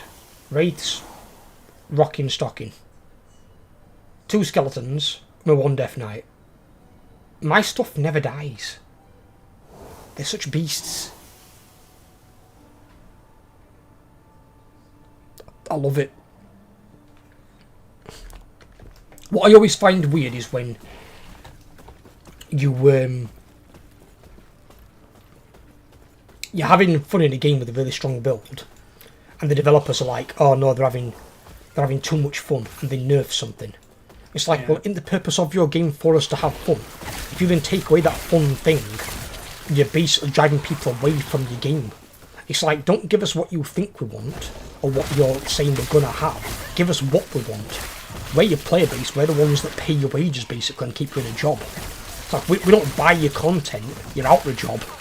So, if our stuff's fun and overpowered and we love it, leave it the fuck alone. Don't go and change it because, like, oh no, they're having too much fun. You're a gaming company. If your game's not fun, then what the hell are you making games for? Well, I'd love to know. I know how many hours you can put into a campaign to lose all that work for an update annoying. Oh yeah, it can be annoying, don't get me wrong, Kyle. The amount of campaigns I've had to end. Why do you think, as well, in all honesty, this is something that eventually will change in the future. Why do you think I only play to the short campaign victory? So I can try and get them completed before an update, they'll fuck them up. That's the main reason. If I played to one campaign victory, I'd have all the achievements by now for every campaign that I've played. But I don't play to one campaign victory because it's too long. Some of them take too long to complete. Because you generally need like 70 to 90 settlements based on whether it is. And then depending on what the other optional parts are, that can take even longer still. You could be talking hundreds of turns more on top. Like example, a big one that Overlord played as a campaign. He did it with a 100 turn head start. There's a necromancer called Helm Ghost. Helm Ghost starts near the middle of the main continent map, but he's closer to Cathay than he is to the Empire. To the Empire, you've got to travel through the Chaos Dwarf lands, through the Greenskin and Dwarf mountain range, into the Southlands, then up into the Empire to get there. And you've got to, for your one campaign victory, you've got to wipe out the faction, the Empire, and you've got to take over all the regions of the Empire, either by you owning them, or by a military ally owning them. The travel alone to get there would be another probably 40-50 turns on top, and then you've got to fight the battles to beat the required settlements. That's why I don't do long campaign victories, because they're too long. Hi Matrix, how you doing, brother?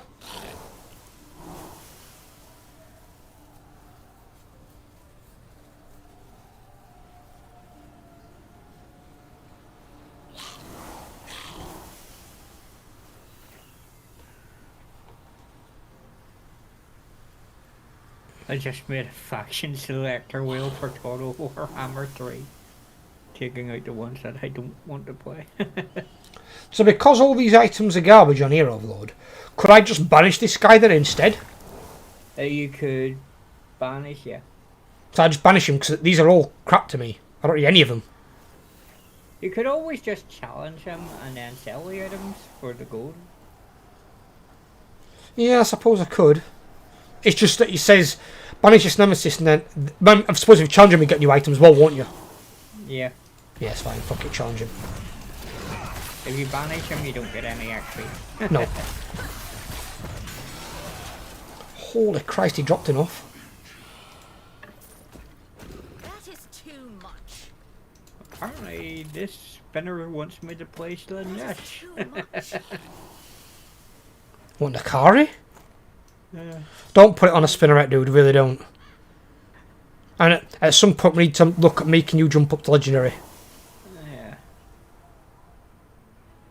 Well, the Helm and Ghost would be Ghost. probably the only Ghost. Mr. Mayonnaise could be the only Mr. one. Mayonnaise! Even when he spread things, then he's still tasty. Not just because you just get up. Well, to be fair with you, right? The armies with Ghost that you can play, you know, with the zombies. Yeah. Like, I mean, you said in the comment the other day, you're surprised how well they're holding up. You played Ghost, you know how strong his zombies are. Yeah. Yeah, I know. So but why were you I think surprised by that? I was so surprised that it was like that on Legendary. Why? You've played them, you've seen how tanky them fuckers are. They're absolute beasts. I thought the AI would be stronger on Legendary, to be honest. Well, no, don't forget, the AI is no stronger in battle than it is in very hard. In Legendary, the only difference in Legendary, your campaign map, you get another -2 to your control for your provinces.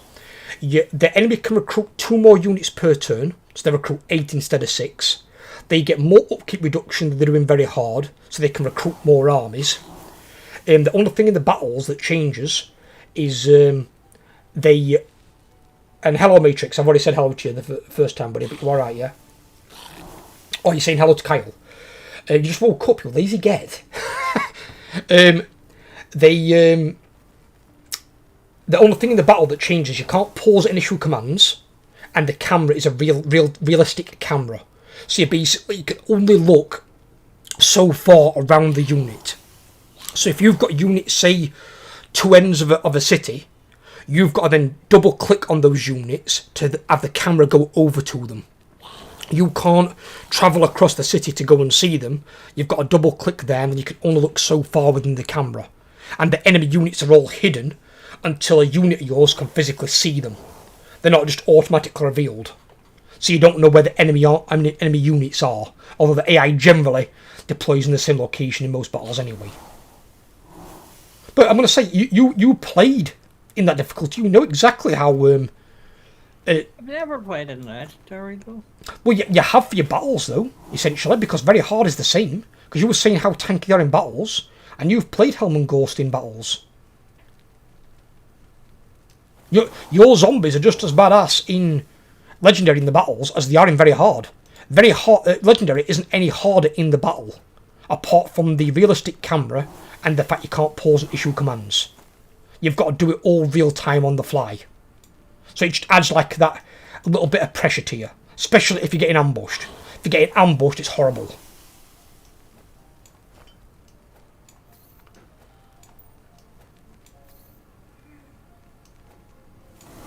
But other than that, yeah, it's just their units are no stronger than what they are normally, or what they are in very hard.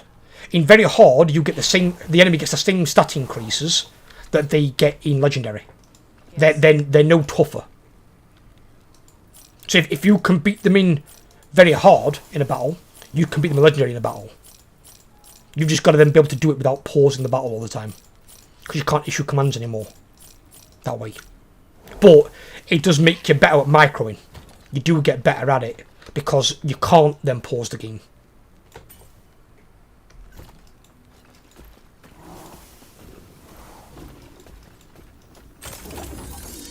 Should be able to infect me now.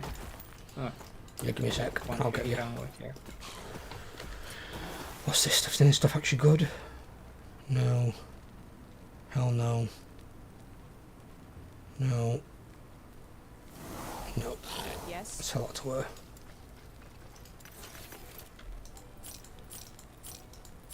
Well, I've got 45,000 again already. It's not bad. Not anywhere near as much as what I had, but... Yeah, I had just over 2 million gold.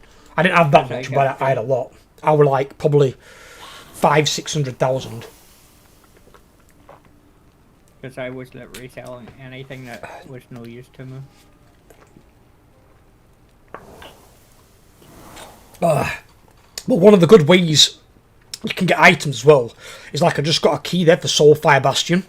You can run those dungeons, but then the big door at the end, the more gold you can pay into it, the better like items you get and loot and idols. And obviously, since taking all our money off us, we can't do that. So I've got to build all my money back up before I can attempt to do them. That's only one of them. The Soulfire one is actually based on the number of mobs you kill inside the dungeon. Is it? Oh, right, so it's only on that first one that I went into that requires money? Lightless Arbor requires money. So do they all require something different then? Yep. Oh. How do I invite you on this? Is that you? Yeah, how do I do that? If you Okay. hit and then invite, you should be able to right click it and invite to party. Or I think it's right click. Left click on the portrait. Yeah. Right click on the portrait. Yeah.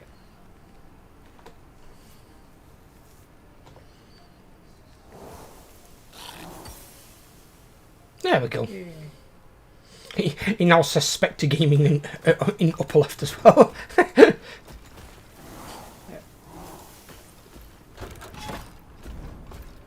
Right. I need to just do a shitload more stability anyway.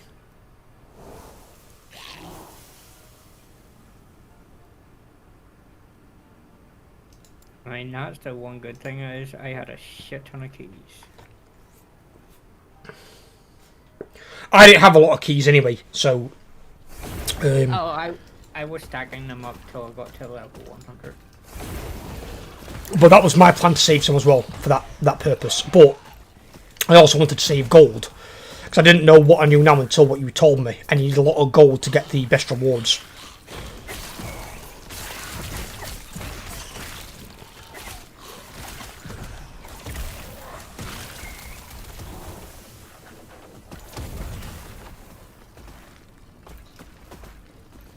Ooh, Mr. I was trying to kill your guy. I was like, oh, the fuck's this shooting fucking fire beams? So I was spawning zombies. So I was like, why are they attacking this fucker? Like, oh, that's Overlord. That's why.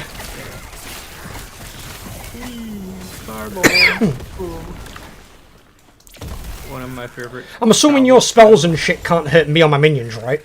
Nope, they cannot. Okay. I'm gonna say this is gonna be very very bad wombo combo combination. Yeah, so I've got a little this little skill of mine allows me to turn into a fireball. I hold it in, let it charge up, and then I explode. You're basically like Tinkerbell. The Firefly from Hell. Yeah, pretty much. Oh, and my favorite one is time to draw a rune. He's drawing things. He thinks he's an emote artist. Get him. Get him out of here.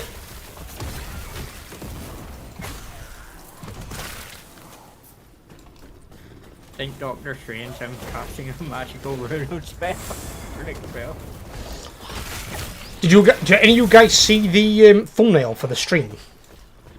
I had to make that before the stream on the fly because I realised I'd not got a live thumbnail for this. So I changed the original. So I was using one of Ethan's ones for the campaign, and I want to change it to have a live one.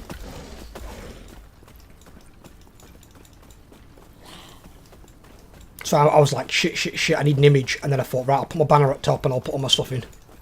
And make it my own. Ooh, le purple. Oh, I found the thing that you'll want to do. What the fuck? 225% increased melee damage. Jesus Christ. Broken much? Why is there a portal here? Oh, that's because I accidentally hit key. And you can change your key bindings here. What's the hell is this thing? Oh no, is that the thing? Hang about. It says replace on this one. Oh, okay. So that's the other one I want to tell you about, but I didn't think you'd get it so soon. So basically, you can take a orange item that doesn't have legendary potential and stick it in there, and keep empowering it to improve its stats. A legendary, what, like from my own gear? Or your You summoned. Why did it summon? I didn't press anything.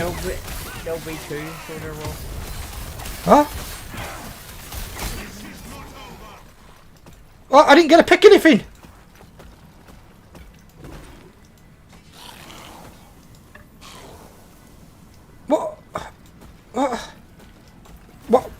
What's going on? What just happened there? Did you just click something? I didn't click anything. What happened there then? Why did it just spawn the boss? Probably took too long to choose. That's not a thing. I was on it for ages last time. So basically, I replaced this with a legendary thing from mine. Yeah. But does mine need to have legendary potential? No, it needs to be something without legendary potential.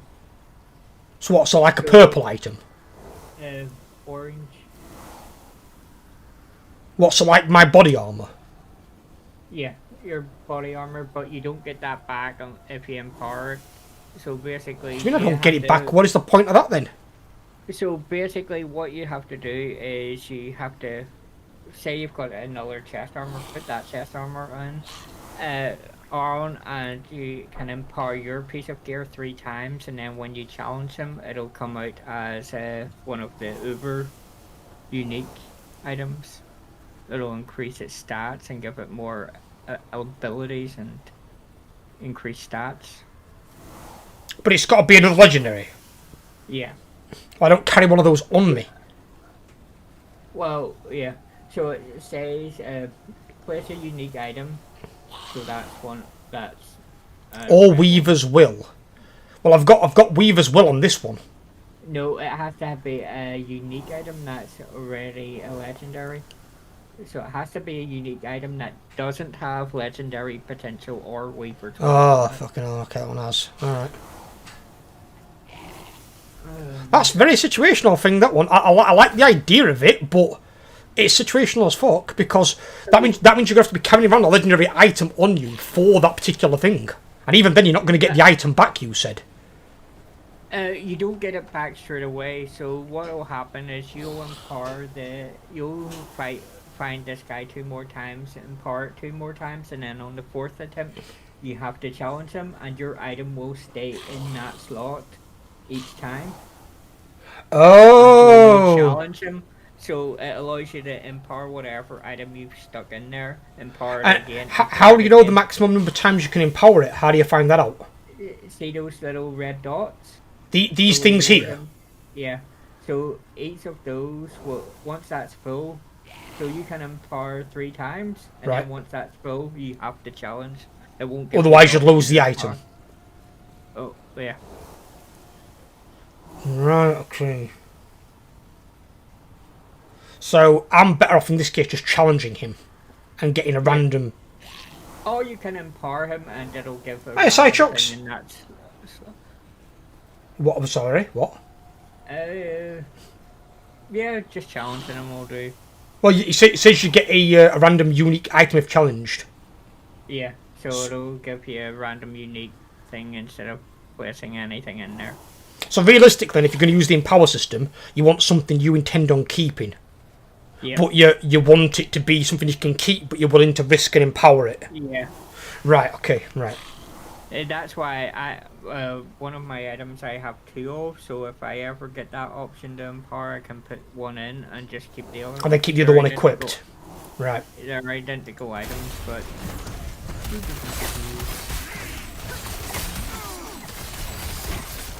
Oh, beam of death. So I got a quivers. Quiver? 2 quivers? Really? Ooh. Oh, I got a shitty pair of gloves. I think I got the... I think I got the... yeah, I did. I got the crappy, unique. I got 2 bleeding unique quivers. I don't even use a pissing bow. What good is that to me? I got one with a skill on it that I don't even play that class. Or yeah, Same me, the quiver. It's that one to do with a quiver. It's fucking no good to me. Is there anything... Is there a way in the game where you can change one unique into another unique? Like change what its base item is? So could I change a quiver into, say, a set of boots? Or a piece of armour, even if it's RNG? Unfortunately not. Is there not like a forging thing? 'Cause you can shatter items, can't you? You can shatter them, but that just gives you materials for... Does that give you like legendary potential materials that you could use? Not really, it's just... I need to look at a crafting guide. I know Shrafe said I should have ages ago. I'm ready to look at one. How you been, Sidechuck, buddy? How you been keeping?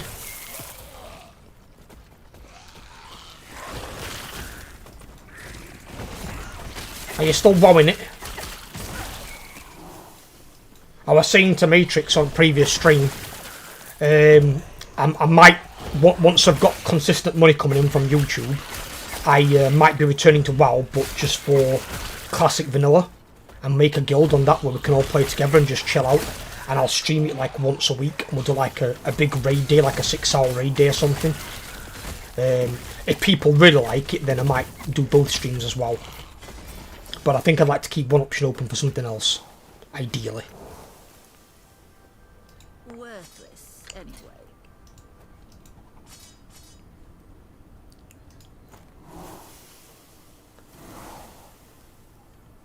That is too much.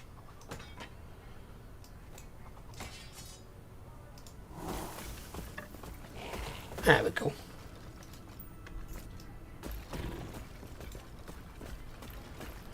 The next big one's coming up, isn't it?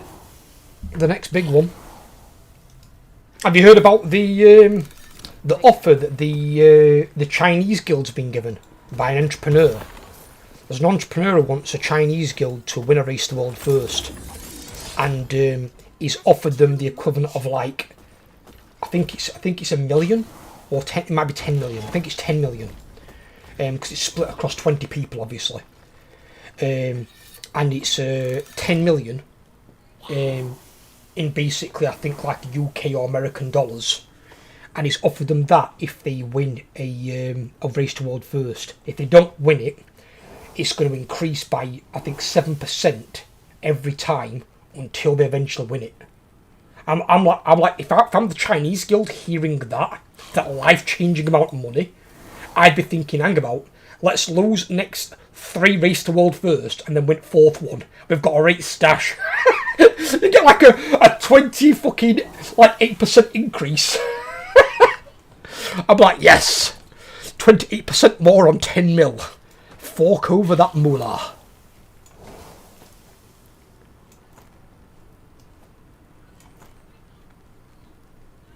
Right load of dosh. The problem, it can't be 20 people. I know what you're saying by like outside parties, like people that are involved. What he said is the entrepreneur. He said, I'm going to give you enough money for the 20-person raiding team. It's the ones physically in the raid, doing the raid. He said if they want to spread it among other members, they can do that, that's their choice. But he's paying it as though he's paying the 20 people that are in the raid at the time. Obviously, most guilds will have 25, probably even 30 people. So you've got some backups in case somebody can't raid, somebody gets sick, somebody's got to go and pick up a kid that's like, you know, hurt their knee or something. Yes.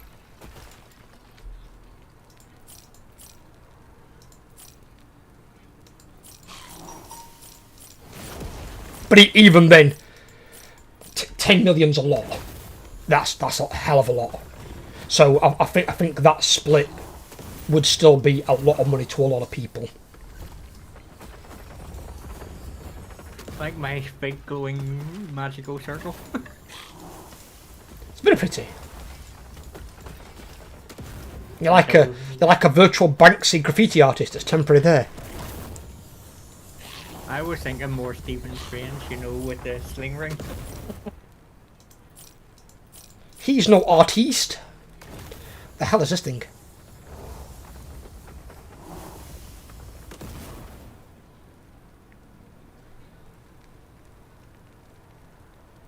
What the fuck?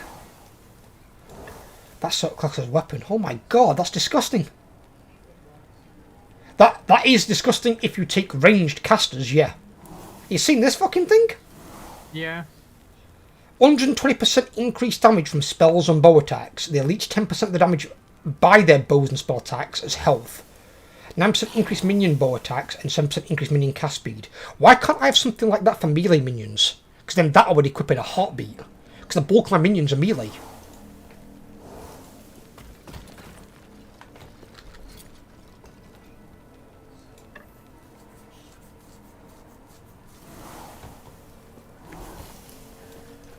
Purples and legendaries are filling up. They're filling up fast.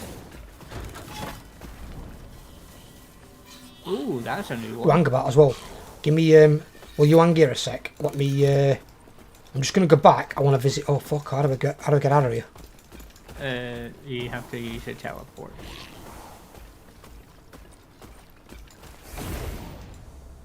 I want to just go back and visit the thing, the desert thing. No, there's a forge there. There's a forge in that area now. If you're on about that, just hit Y. Yeah, but you got to go there to unlock certain things. Yeah, but if you hit Y and then click visit observatory. Ah, easy way to travel. I like it. Yeah. Most of race 12 thirds have at least 40 members to get it. Oh, don't get me wrong, yeah. And even then, like, I know Max from Limit once said, or Liquid as it is now, once said they could give a Chinese guild a 16-week head start and they still wouldn't win it. Which probably like talking a bit of bollocks. I don't think 16 weeks they still wouldn't win it. I think they'd definitely win it with a 16-week head start. But what I know what he's getting at is that the Chinese guilds probably aren't good enough to beat Liquid and Echo, and even some of the other top 5 guilds, even Method, will still give them trouble.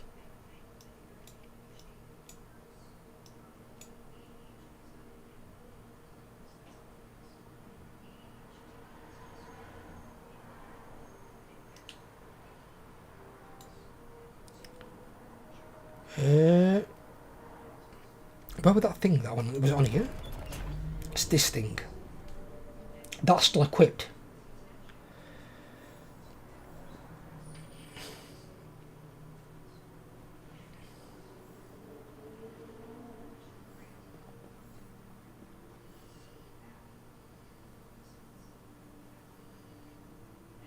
Oh, I take it you know about lenses and stuff like that. Yeah, I've got one down here. This Mesmerabia lens, whatever it's called. Yeah.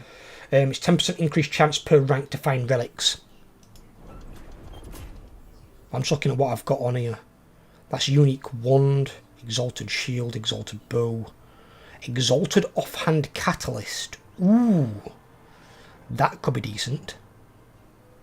I love how even though they reset my prophecy level to 0, they didn't remove any of the previous prophecies I had already chosen. Is it worth getting things that are purple on this, or are you better just waiting for the uniques? Oh, it depends on what gear you actually want. Well, I don't know. I don't know what gear I want. But like on this one here, there's a unique gloves and unique belt. But I'm assuming uniques are going to be better than purples.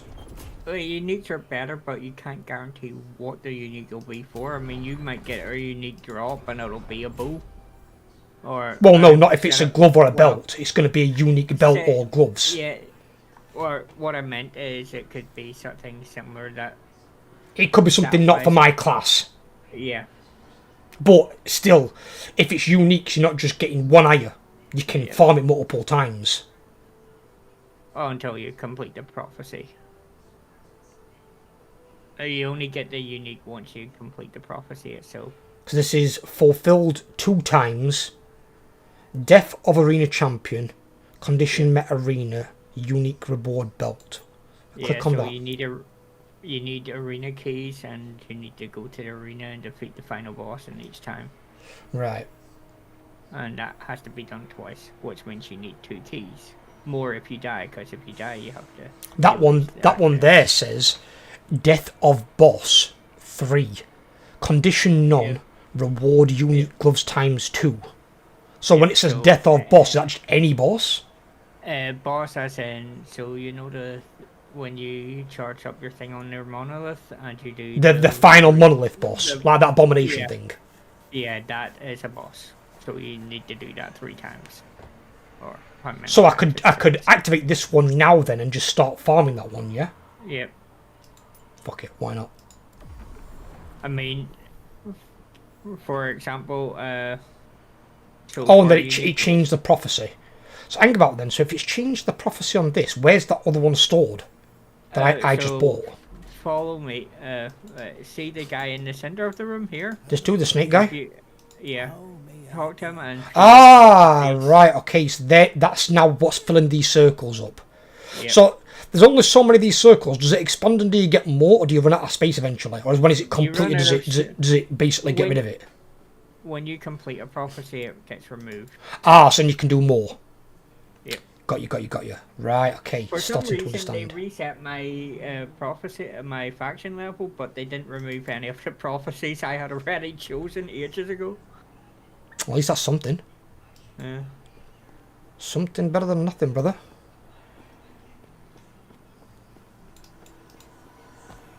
See, this is all the endgame stuff. I'm still figuring this shit out myself.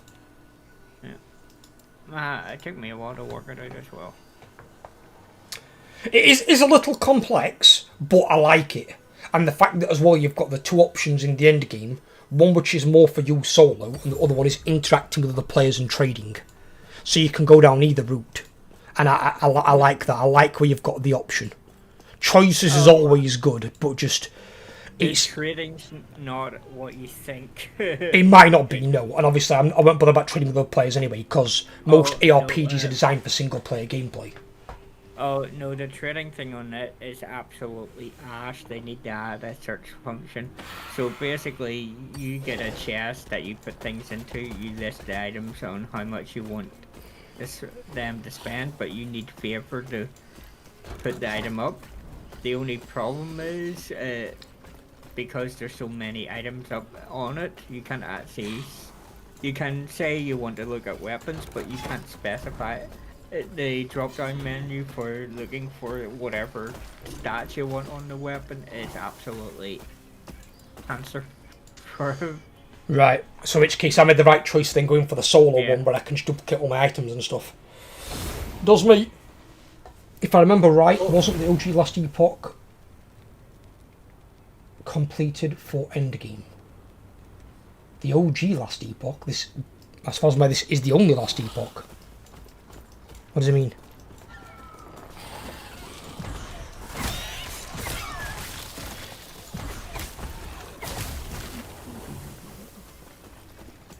I want to try my new spell. Right here. Oh, that's absolutely cool. That's actually kind of badass looking. Yeah, the spells in it are pretty fucking good. They got the graphics on point. I'll give them that. Last Epoch 1 wasn't it complex for endgame content? I don't know what you mean by Last Epoch 1. I didn't know there were a different Last Epoch. As far as I'm aware, this is the only one.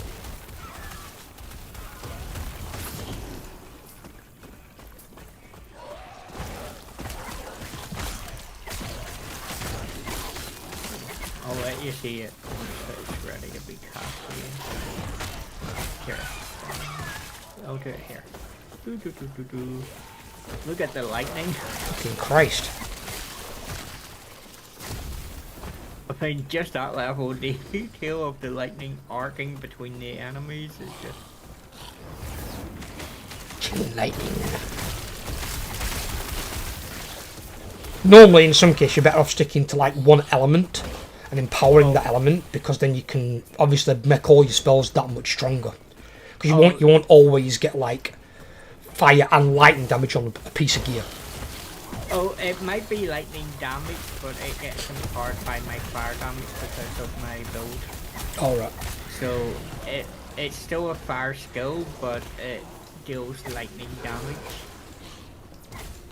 It's weird. Because like in my case on my minions, they convert. So like you can have all your minions say do poison damage, or they can all do fire damage, or they can all do necrotic damage. But you want them all to do the same type of damage, because then any gear you've got that buffs that type of damage, it'll convert other damage to that type. We conquered the Echo. What was the fuck was the boss? Was it over here? The thing that it was like an ambush thing, but we can still go on. We need to get the stability up anyway. I want the stability max. I want it to be 22 out of 22. I don't want the minimum. Because if you do more of the stability, you have to do less of these overall to max it out.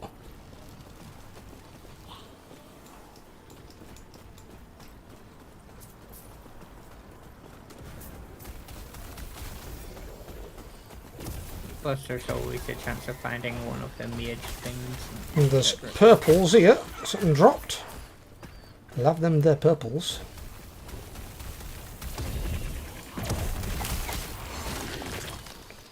My suicide zombie. He runs in and he starts holding his head like he's got a headache, the zombie, and then just blows himself up. Well, basically he's Psyduck.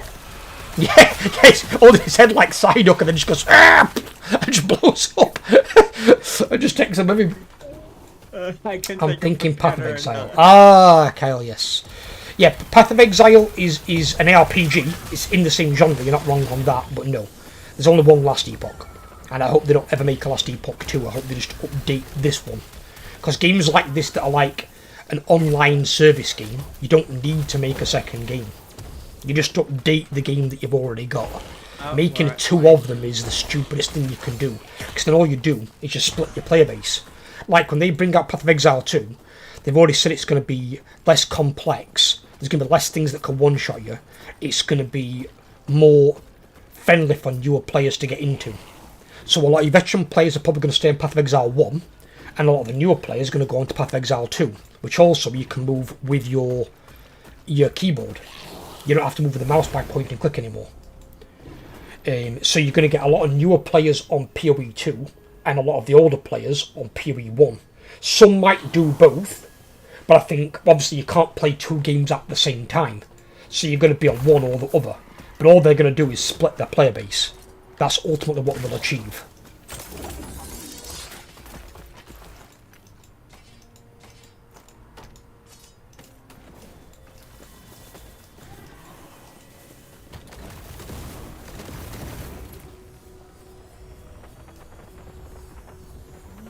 I'm not sure if you can see the runes above my head, Factor. At the moment I'm just doing something, buddy. I'm looking at my stuff in my box, so I'm not able to see anything at the moment.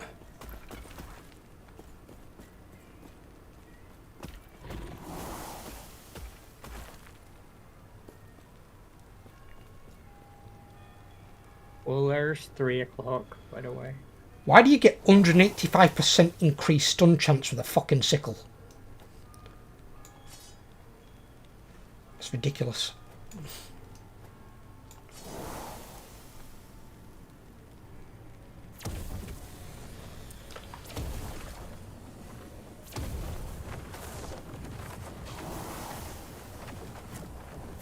Oh. Now that surprises me, as PB1 doesn't support WASD, and it's ported to console and user controller.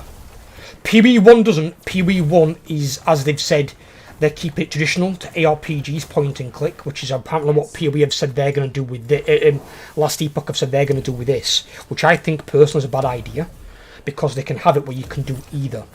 But then what PoE have said they may do is port the WASD over to PoE1 as a toggle, so you can either have point and click or you can move with the keyboard.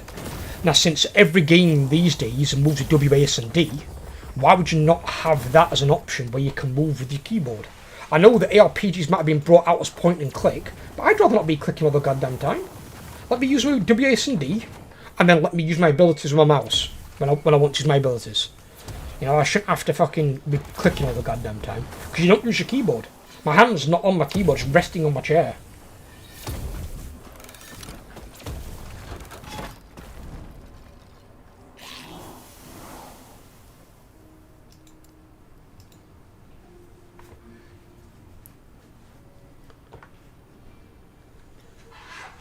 But I like the idea of it. But also, the devs came out and admitted that PoE 1 was more tailored towards range classes.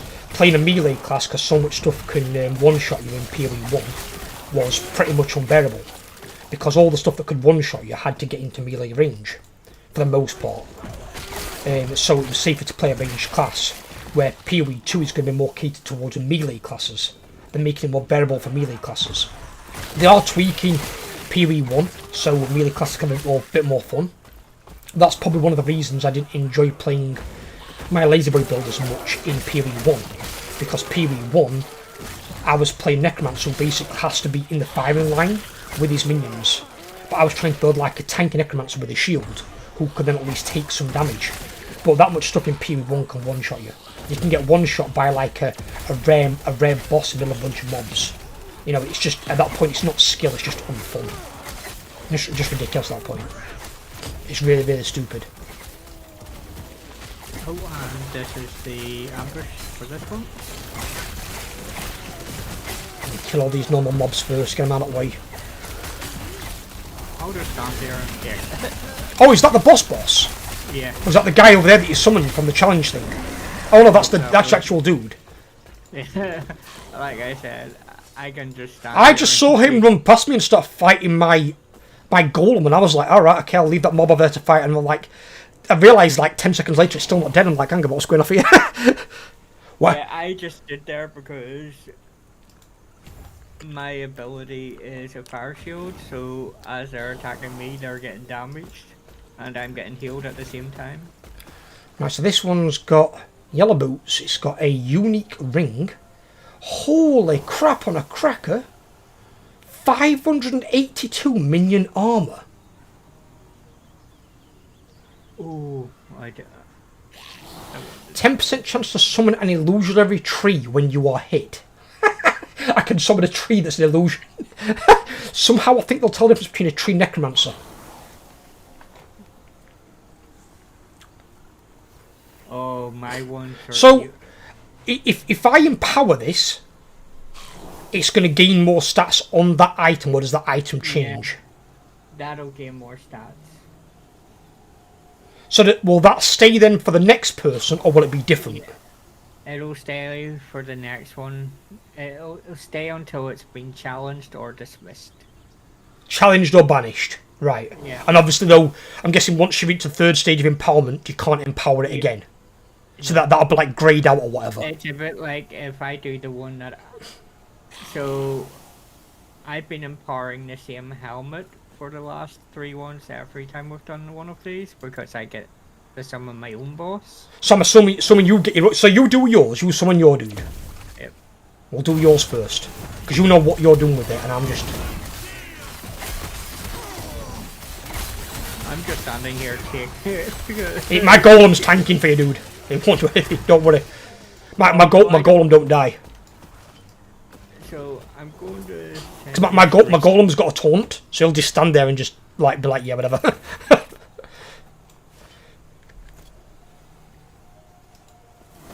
Right, so if how do I click on this fucking thing now?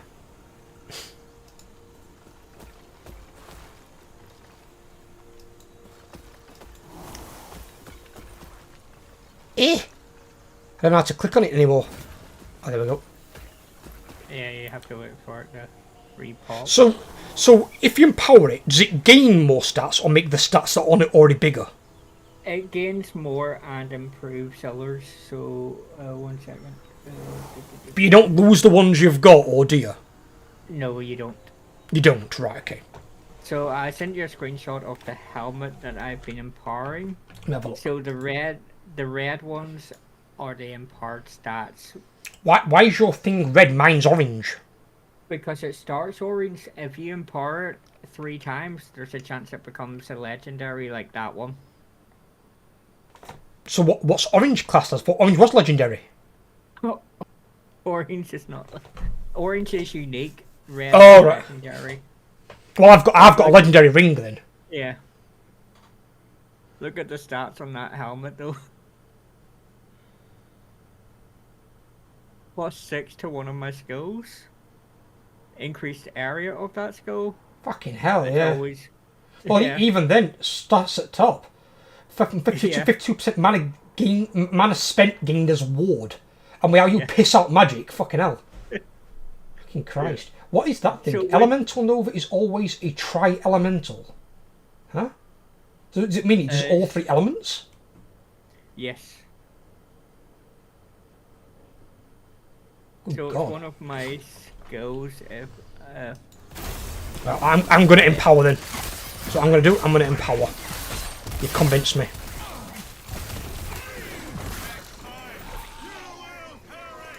So when we next come across one of those things in one of these, that ring will still be on there along with those other items. Yep. I'm assuming the other items all don't upgrade in quality, I'm assuming. No, it's only the uniques that get. I would assume, obviously. I don't want to use Elemental Nova anyway, but it's the ward that's more beneficial to me. Yeah, the ward's good on my guy as well because it works as a shield before they can get to your health. Yep. And obviously while you've got shield, you ain't being one shot. So I'll put it this way.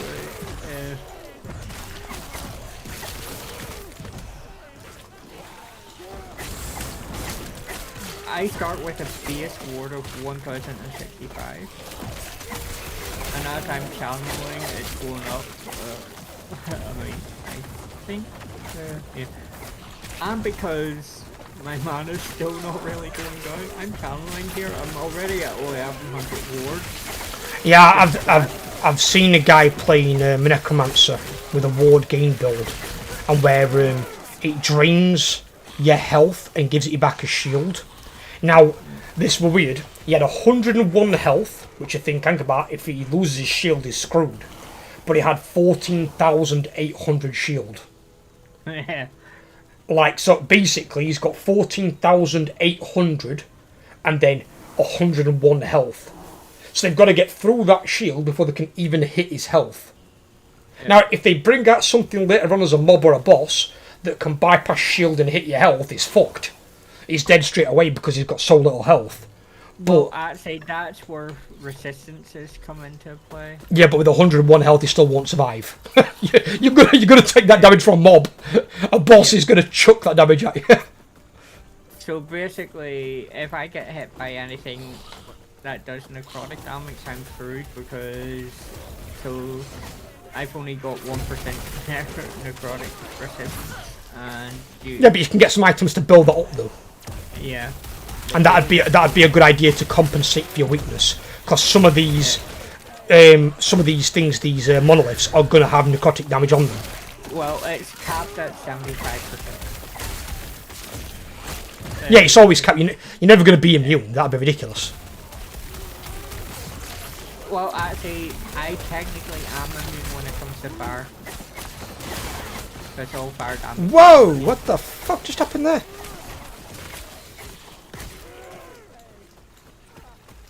Big beastie. Go boom. I don't know, something hit me and that hurt. Went through my shield and through half my health in 2 attacks.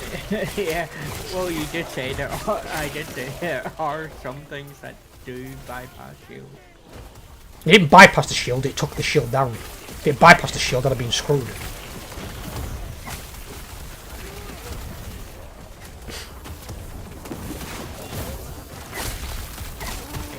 I'm just running around here with my army of minions, and I've got fucking Gandalf on crack running around, fucking just chucking spells out like it's fucking Vegeta when he goes fucking pissed off mode. I mean, I have 339 mana, but I never go below 300 because... Oh, I can burn through my mana because of some of my zombies. Oh, I've got a skill that I just sit and channel. It's got 3 stages, and it's my disintegrate ray, so you can tell when it's like it's like the charcoal from Back to the Future. Oh, we're full up on thing stability, aren't we? Maybe all phone stability. I'm just making sure that there's not a chest or anything. I'll leave you to do that.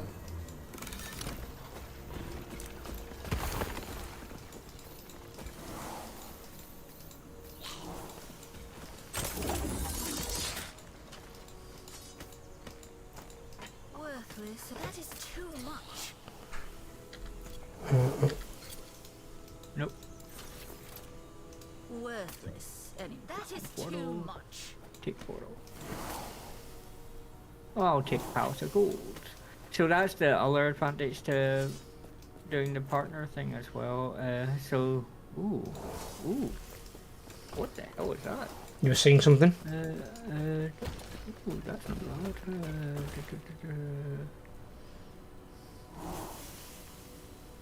So basically, you know the way on your monolith, it tells you what that orange gem in the middle is going to be. So for that one we did, I think it was affix shards. Anyone that joins you can choose between either taking the shards or a random other thing. So for that one it was I either got affix shards or piles of gold. Oh, right, okay. No, that one was for talismans. Oh yeah, then I got 2 different choices. Can I drop you these? Don't think so. Cannot. Let's see if I can just drop this on the floor. Can you see that if I drop it? No, I cannot. You can't. Dynamic adorned arcane idol of cooling. Nope. There is.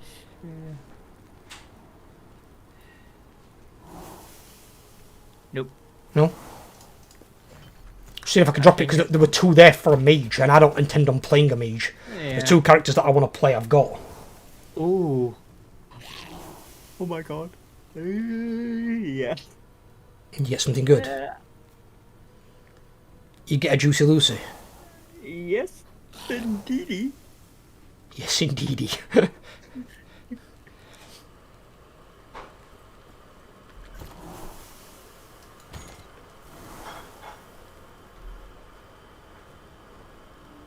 Yeah. That actually works insanely well with my current build. Well, you should hope so, because you can't have a second build, so... Yes. Take a look at this thing that just dropped from the chest. The chest in here? Yeah.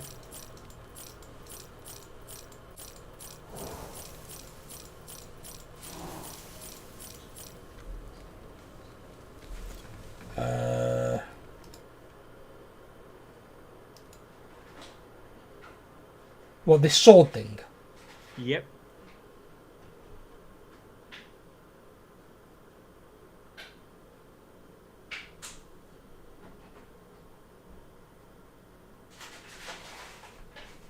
What's Glyph of Dominion? That's this big lift here that I'm drawing on the ground. That's that shit you put on the floor. What does that do? Increase your damage while you're stood in it or something? It increases damage, but it also, what you might call it, detonates during the end and deals fire damage to any enemy mob standing within the circle. Yeah, that's fucking good, that dude, to be fair with you. Leeches damage, 7.8% as damage leeches health, that's pretty fucking good as well. I mean, I don't know what Flame Rush speed is. Is that like a offensive thing? Yeah, so it's this thing here. So it's my... Yeah, like traversal thing. But it's travel and damage, because if I hold it, when I get to the end, I actually... Well, can't do it in here because there's walls. 52% chance to cast fire aura each second while standing on your Glyph of Dominion. Fucking hell. And fire aura is... Well, I pretty much guarantee know what a fire aura would be. It's going to buff your fire shit, innit? Yes.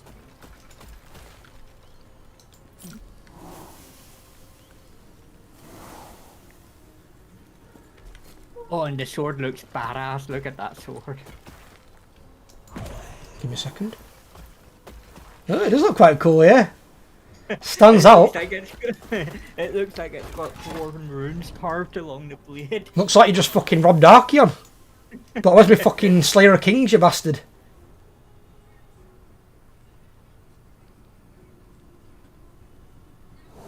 Jesus Christ. One after this next one is going to be a fucking scary one, Overlord.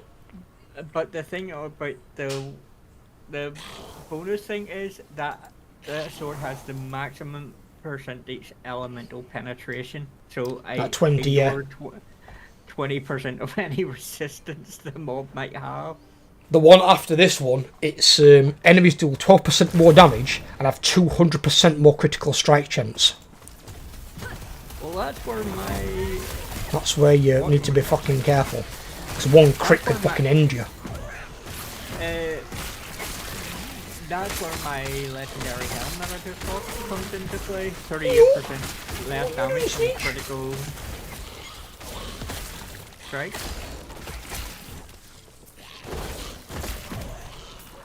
What I like about this more so as well is, when loot drops, you see your loot and I see my loot. Where when it was in Diablo, you both saw the same loot and basically everyone had just gone around fucking clicking all the loot they could, just taking everything, even if they didn't fucking need it.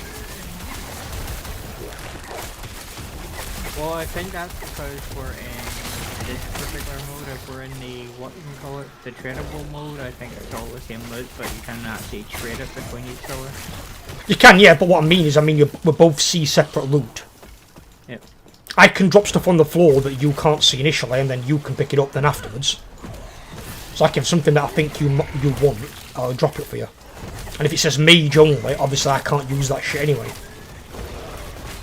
Yeah. Like if you see anything for like necromancer, see if I need it. If it's like buffing minions, that's my shit. that's exactly what I'm looking for. Yeah. I only pick up stuff that's for my class anyway, or for my build, should I say?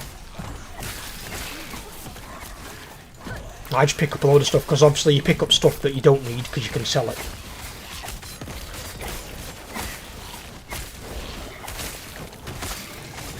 Go minions, kill them all.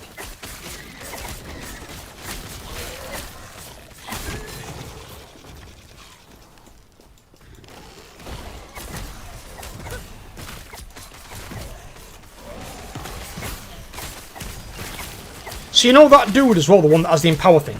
I'm guessing he's not in every single echo, is he? No, it's random. He's like the old mage one, if you remember. Oh, where they're locked in the prisons? Yeah. Yeah. He's basically the new thing for this cycle, which is called the Harbinger. But we're not in the cycle anymore, are we? We're just getting all the online features, aren't we? We still get the Harbinger even though we're not in the cycle. It's just we don't get the... I think it's identical, but... It should be identical, pretty much, yeah. It's just that you're not on the ladder system. Yeah. Well, it's not just that. There's another section to the cycle section, and it's the big, massive motherfucker boss. And I just The found it big, massive motherfucker boss. Okay, imagine that being the distinction for the boss. The BMMB. What's that stand for? The big, massive motherfucker boss. It's like the BFG. Big fucking gun. It comes onto your screen. The boss hasn't got a name. It just got the abbreviation BMMB. Like, what the hell does that mean? Speaking of which, I've got the boss for this thing over here with me. You got what, sorry? I don't even know where you are. Where are you? You went right. Oh. Try not to kill them when I'm not there. You know? You still get the XP. I'd rather be there to be able to see the creature and evolve in the fight. Oh, speaking of mage person. Yeah, we've got one here. Now, clear up mobs out first, though. Ooh, 200 pole arm. Purple one. Oh, well, that's just a max. Right, up on the cage, let him out. I'm assuming we don't get one of him and the other thing, do we? The empower thing. No. You get one or the other. At least I don't think. I think we might be able to get both of them. Should we have a scout round and see if we can see him? Yeah. Well, it should be easy because you usually get a text message in your chat saying something stupid. Usually get what in your chat? What? So in the chat, there's usually a little thing,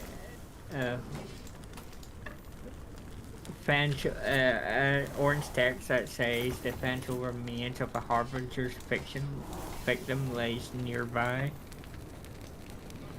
Oh, so what would it show that now? No, because we haven't came across one yet. It usually shows up when you're nearby the damn thing. See, this is one of those things I've already told you about. Those glove things. So that one's 6 ward gain kill, 52 ward decay threshold. This one, 8% of current health loss per second, 8% of missing health gained as ward per second. Yeah, they're a double-edged sword at low level. I'm not at low level.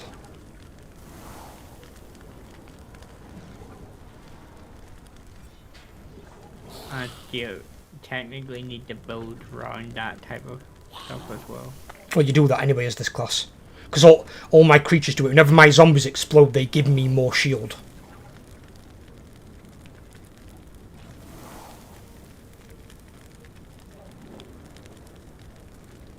I'm just seeing what this goes up to.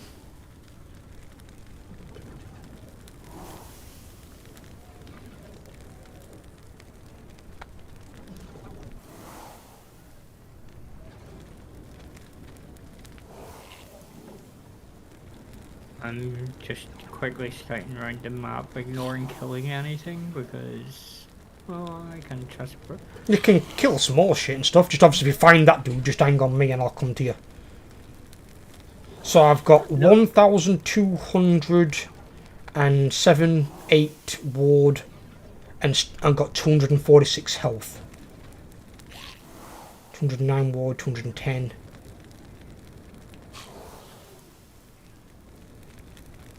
$1,211. Seem to have settled on. What the hell's this thing over here? Oh. I just found 2 pairs of unique gloves.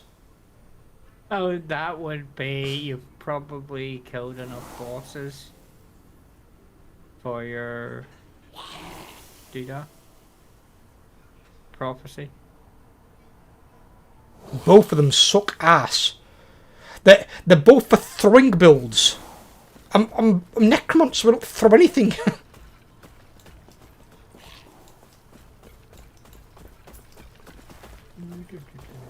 No magey thingy up that direction. Just check this corner over here.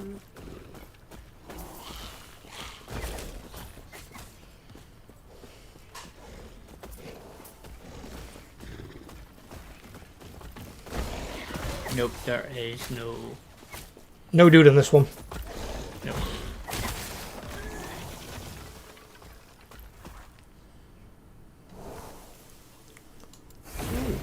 But I did kill a mob that just there now and get a unique shield. Pointless, but it's still money. Watch out for a stat that's beneficial to.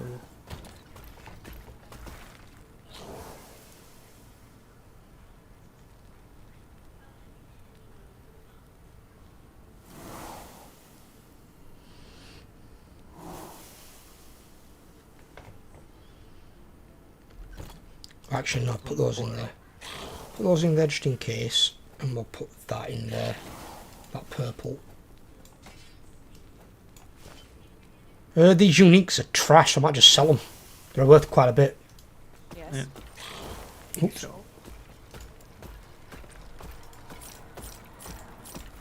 Ooh, 61 chance to poison on hit with fire skills. This one's 69% chance to poison on throwing hit on this thing.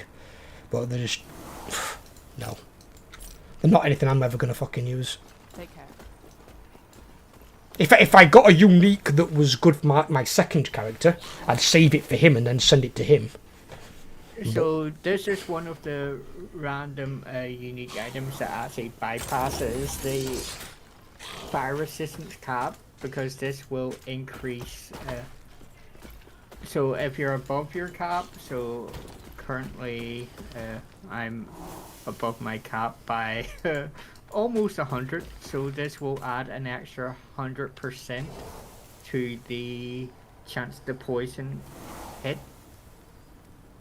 So instead of being 61% chance to poison on hit with fire skills, it'd be 161% chance to hit. Oh shit. Just put all those in there. It's not bad at all. Yes.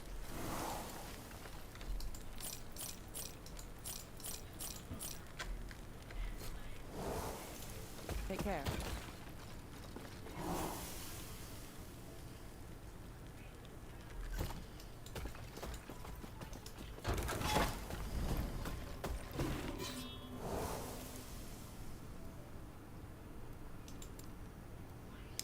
Tower Arena.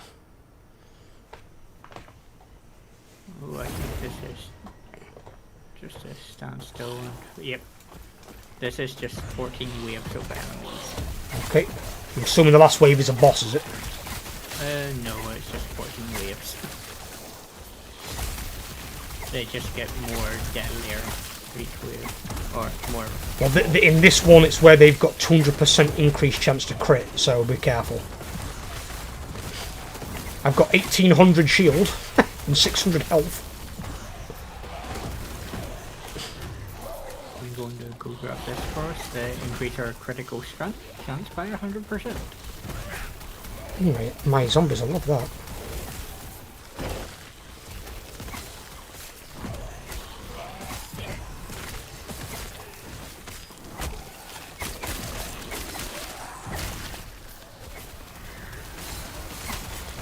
Ooh.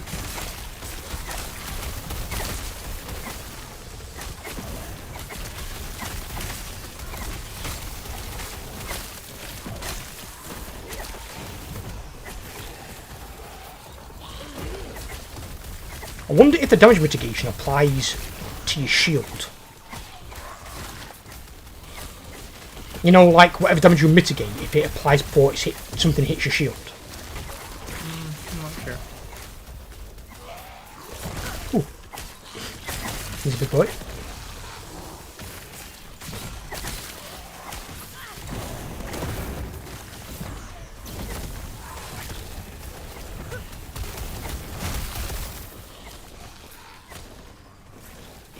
I'm just picturing Overlord at the middle of there doing like fucking Darth Sidious. Unlimited power!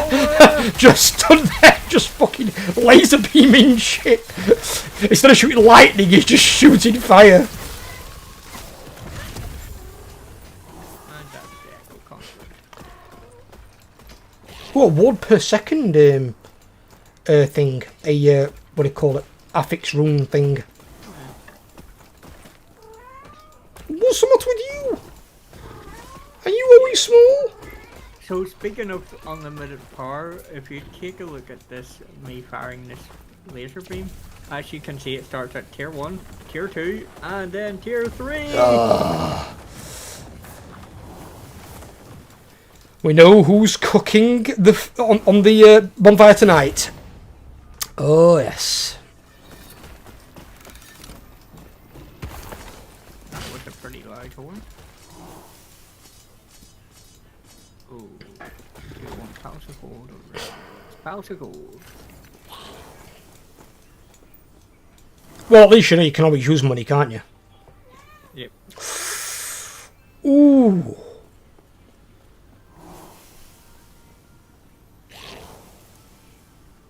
Can we put that in somewhere? That's dirty. 30 minutes remaining. Shh. It's also keeping an eye on the clock. It's fine.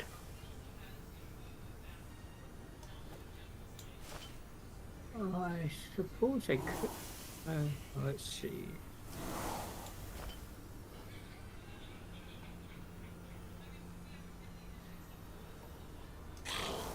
Ooh.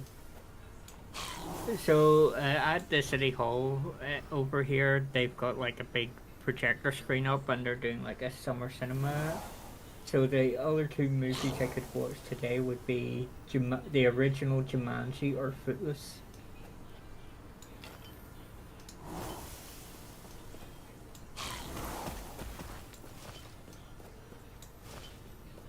Oh, put that one on, that was dirty. 31% increased volatile zombie damage, 31% increased volatile zombie explosion area, 6% less damage taken over time. That is quite nasty, since the volatile zombie is my only ability that I activate to like charge people and blow them up. It is horrible.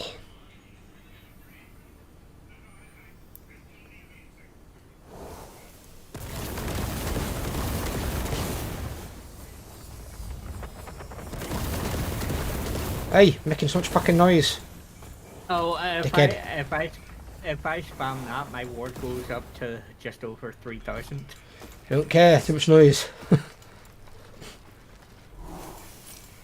then it takes a few seconds for my mana to regen.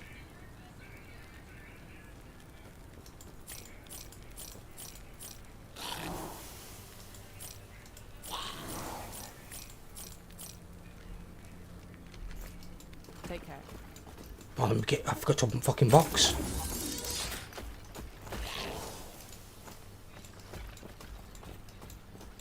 Yes.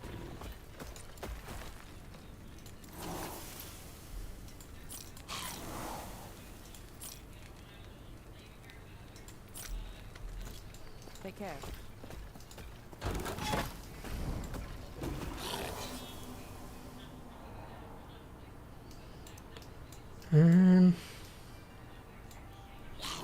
What else have we got around here?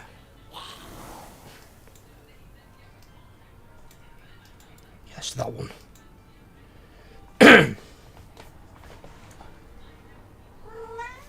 What's up, you Smeech?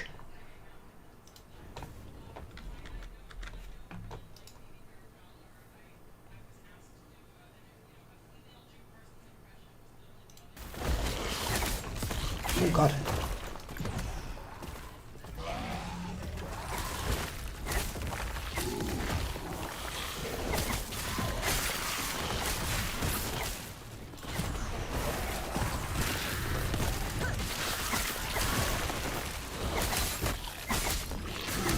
The fuck?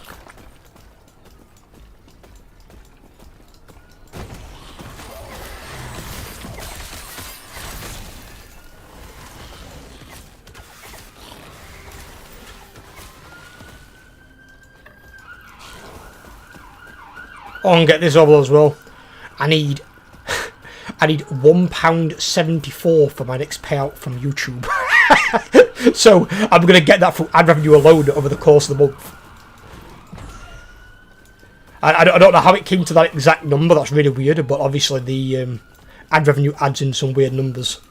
But fucking £1.74 for the payout was like fucking ridiculous. Well, it depends how many people watch the ads or have premium and just ignore the ads. Yeah, but even premium gives you money. If they watch with premium, you get money from the premium. You get a share of it. I don't think you get as much as the actual ads, but you do still get some money. But it's not just who watches the ads, it's how much of the ad they watch. If they skip the ad immediately when they can skip it, you get nothing. But if they watch, like, I think they've got to watch like 30 seconds. I'm pretty sure I've read somewhere it says 30 seconds. If they watch 30 seconds, you get paid. I think it's something like that. But some of the ads aren't even 30 seconds long, which is what surprised me. Some of the unskippable ads are only like 15 seconds. So I don't know how the fuck that works. You must just get paid like a flat rate or something for that type of ad.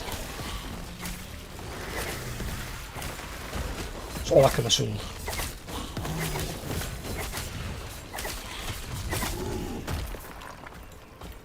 But either way, it's still better than fucking Twitch's versions of ads.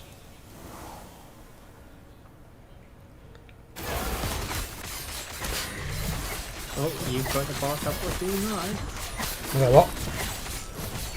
Boss is with you. What's with me? Yeah. See all the circles on the map? Around your character? Was that a boss? I was just fighting a fire pigeon. Oh, that was an ambush, so there would have been several mobs spawn. Yeah, there were a few fire pigeons, about 3 of them. Yeah, that is the ambush. So that was what the boss for this map is. I've got some here I want to drop for you, so you can take a look at, see what you think, or if you can change it into something or use it for something.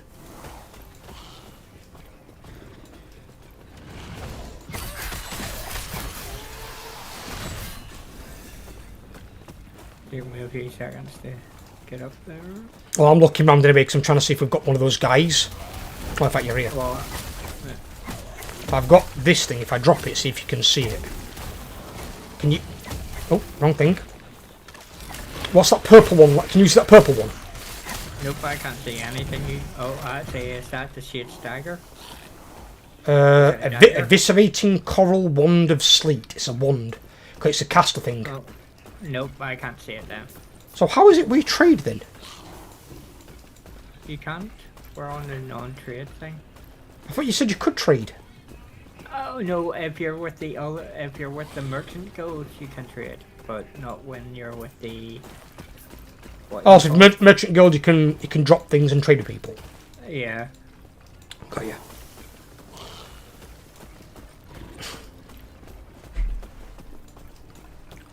So here's the gift you could have gotten, but you can't.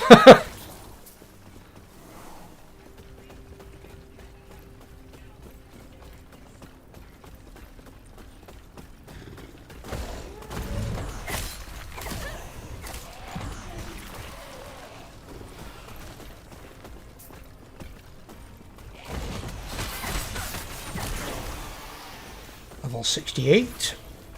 Very good. And I'll put another point into that. Why not?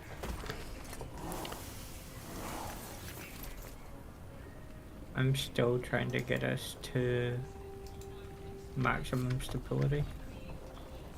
Yeah, I'm as well, yeah. I'm not leaving anything yet, anything like that. The worst thing is that it's really annoying when you've discovered most of the map, but some of the mobs only spawn after you've discovered so much of the map.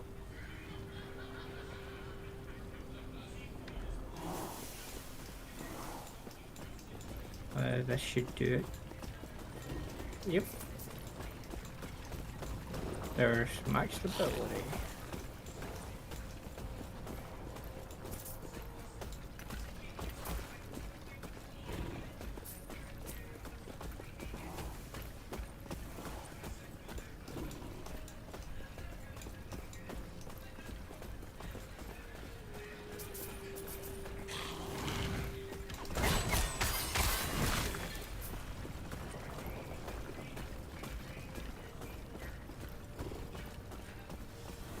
Where's this goddamn dude? Oh, he's not on that map. Are you sure? Yeah. I did go around the entire map.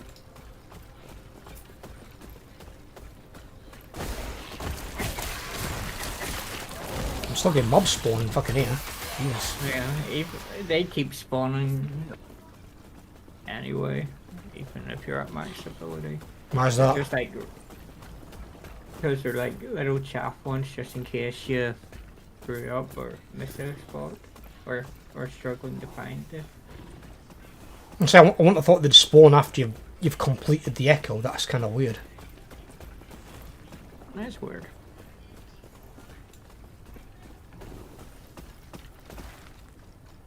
Right, okay. Portal.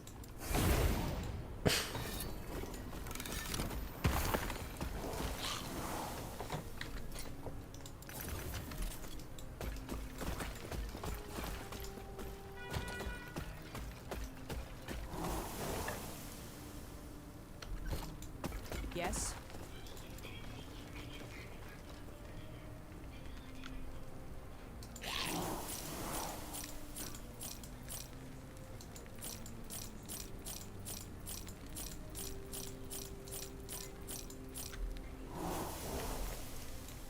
Take care.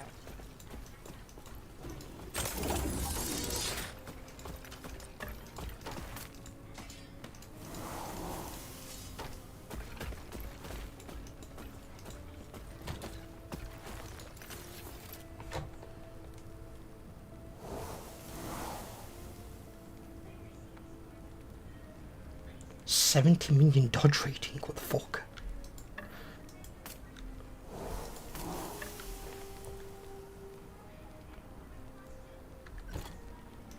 Yes.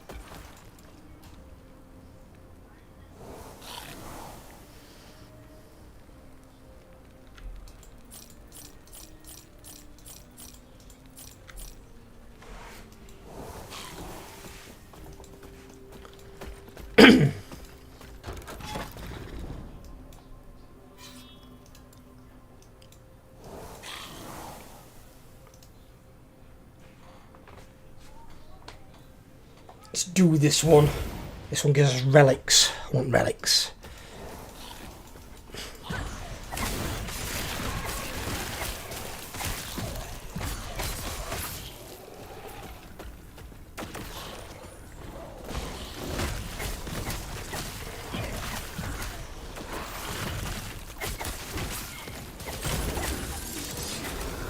Ooh, purple.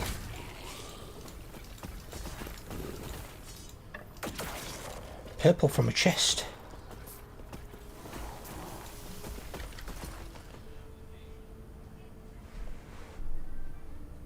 Ooh. Oh, anger bat. 32% increase in minion damage. 23 minion spell damage, 23 minion bow damage. That's 22 minion melee damage, 22 minion spell damage, which would be better, because more of my guys do melee. 34% critical strike multiplier, plus 20 melee cold damage, 73% increased damage over time, 57 spell damage, 50 melee damage. Would lose 32 million damage there. Ooh. Yes, please. That's actually better. I know the sword was nice, but this one has 144% increased fire damage. I need my stats. Stats, character this. Right, if I have that and that.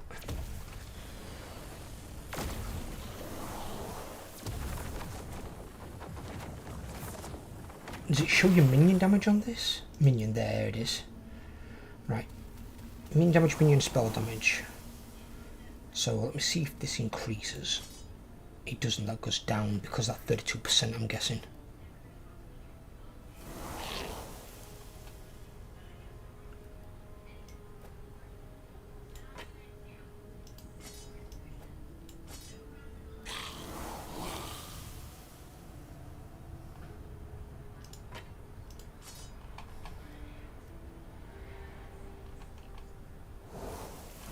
Right. If need be, we can always destroy it though for the stats.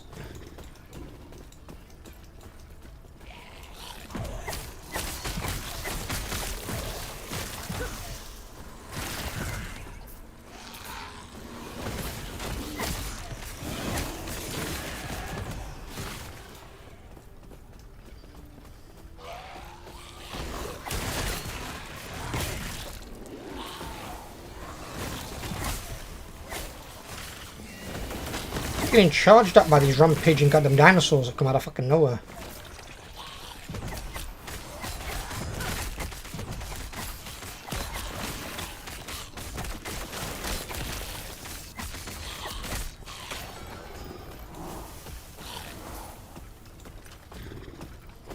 Oh, I wish I could give you that ring. Now what's it do? 218% increased minion health, 21% increased minion damage, and then it increases your endurance and resistances as well. It might be better than my yellow ring, but not better than my Weaver's ring. Yeah. It won't take long before your Reaper's ring will reach maximum potential. It's already maxed out. Been maxed out for a while. Because I gain ward as mana from mana that I spend. So every time I summon a zombie, I gain ward, and then 1 ward gained per on hit per 10 missing mana if your current ward is lower than your missing health.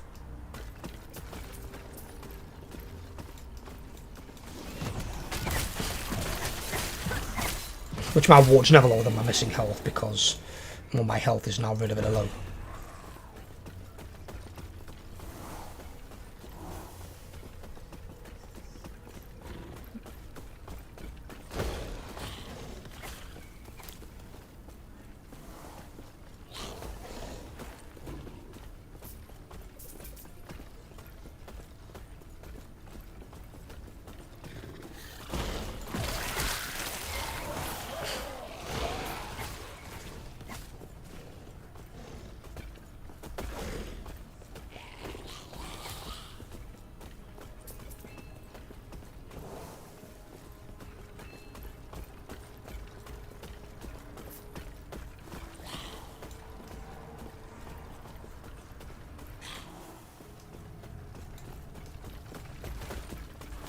Have we got a special boy at all in this one, do we think?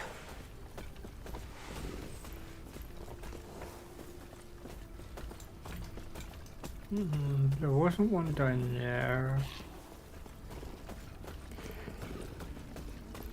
Still some more of them up this way. Yeah, there's a bit over here.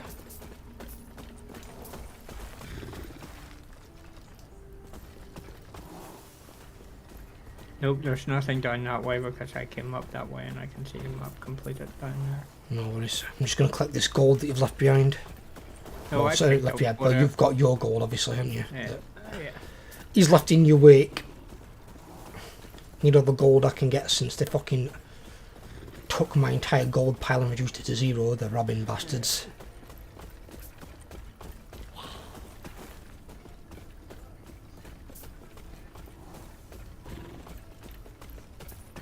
Robbing little fuckers.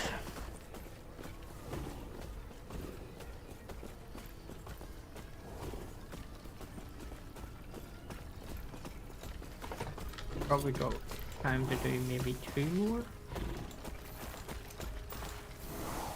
Maybe.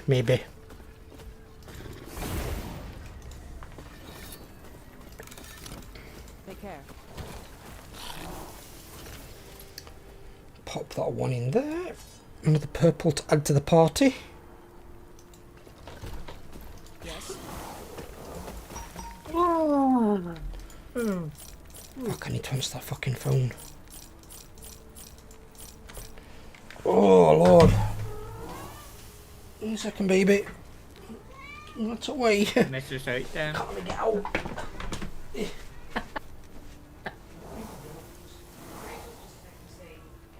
guys still coming out for tea tonight? So who's picking us up here?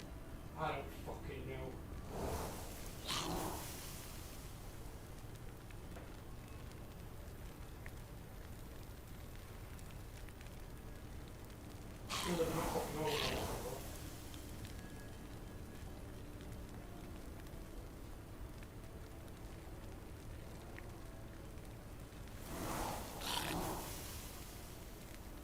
I've just texted to say I think Jake has given us a lift, I'm not sure. That's kind of feel bad.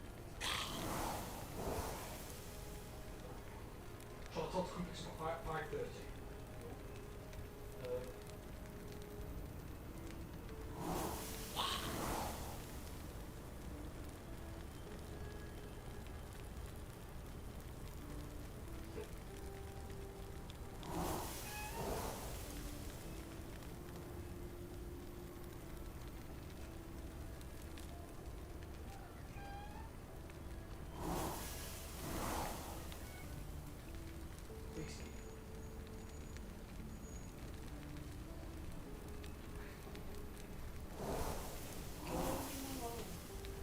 I don't mind when we run my stream, but it's a short stream day anyway. I'm finished in literally 10 minutes.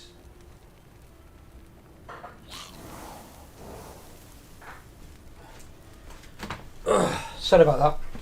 Just getting bombarded by family.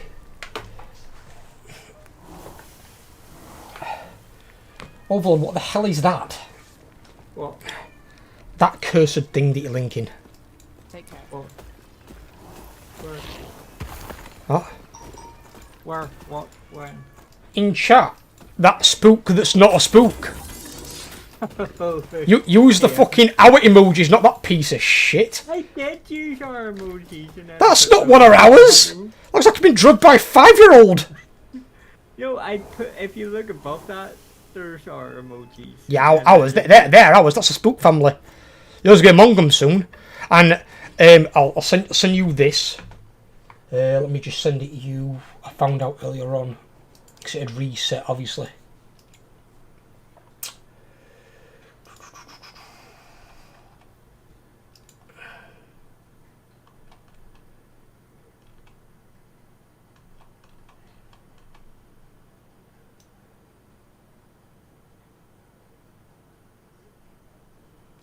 Right, I need that. Send that to Overlord. Where the fuck? Hang about. There's Overlord. So that Overlord is what we're currently at, that number. You see on there, yeah? Yeah. What we need is 20. But one of those does expire in 8 days. So then we'd need one more than that number.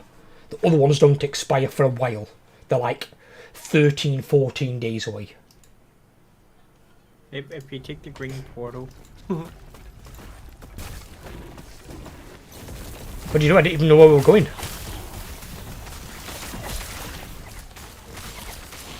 I found the dude.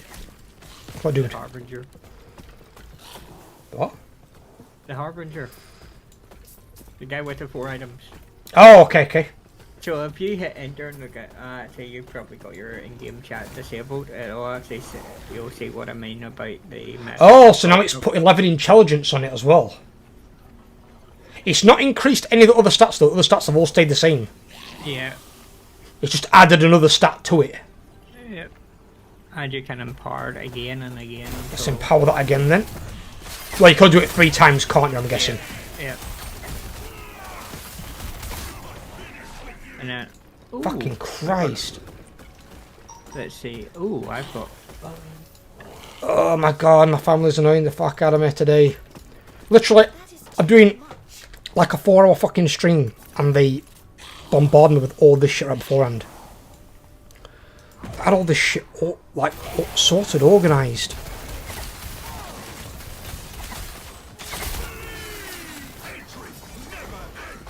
Oh my good god.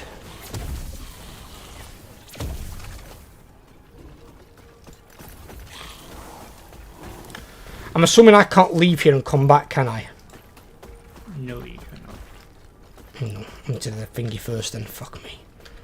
I didn't get a chance to sell anything because you opened a portal too soon. I was in process and still doing shit. So I've got family doing this.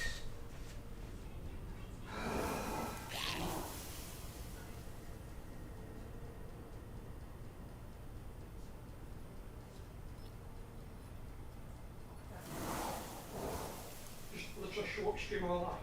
Everyone's fucking messaging me. They can't do it after the fucking stream, but I've got an hour window. You've got to do it during the fucking stream. Bilbo, now is not the time, man. You should have had this shit organised fucking ages ago. Bilbo. Shush. It's because he wants survey now. No, he doesn't. He's now it's what he always. Yeah, because she's in there. No, he's always done.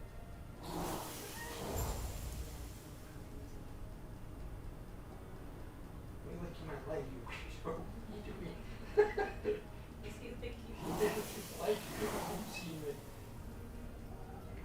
What's the matter? Darling, What? would you say here was like too revealing tonight?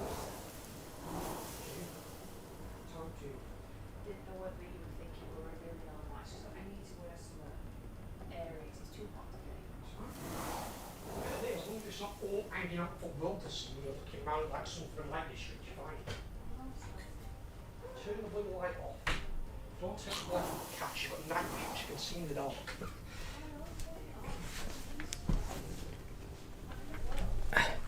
Is when my electric bill's gone up by 60 quid. Yeah, I'm paying it, darling. So You know, I'm paying it because it's extra. You're paying the original bills, not that bill. At the moment, YouTube's paying that bill. So technically, I'm paying that bill. Well, you and everyone else. But yes, you're paying a good portion of it, yes. You, Matrix, and then the viewers who contribute through the AdSense. They'll contribute a smaller portion, but it'll probably still be about £5-6.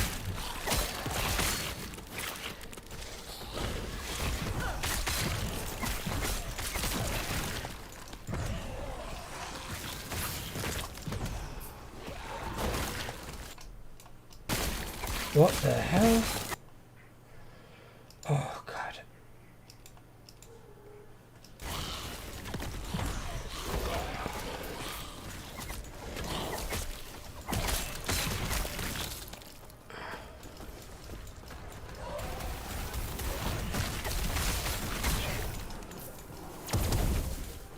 I hate it when I have a short stream and family plan shit and then don't plan it fucking out and then everything just gets bombarded on me. They couldn't text me after 4 o'clock, my stream's finished. And then we could arrange it all. They could have just rung me then, but no.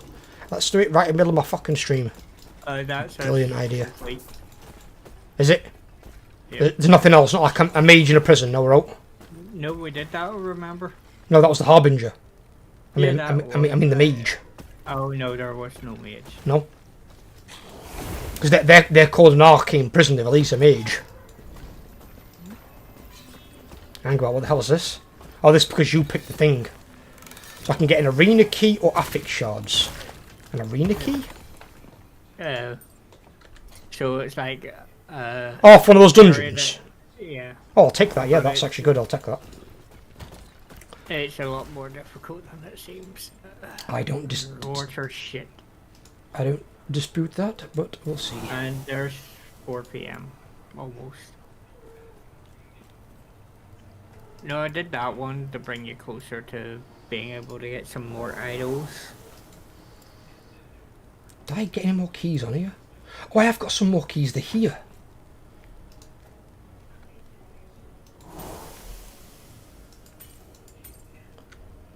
I've got these keys. Let's put those in my actual legacy stash because I can put those in there. I'll have room. Yeah, put them up there. So I've got what? 3 Soulfire Bastion, 1 Arena Key and 1 Temporal Sanctum. So far, it's the easiest one to do if you know how to.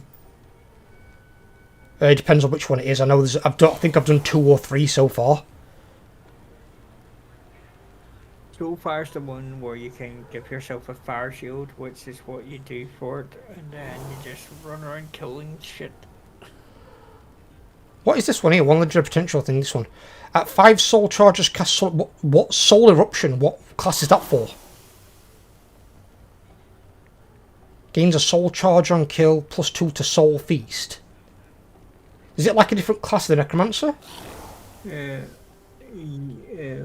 Soul eruption.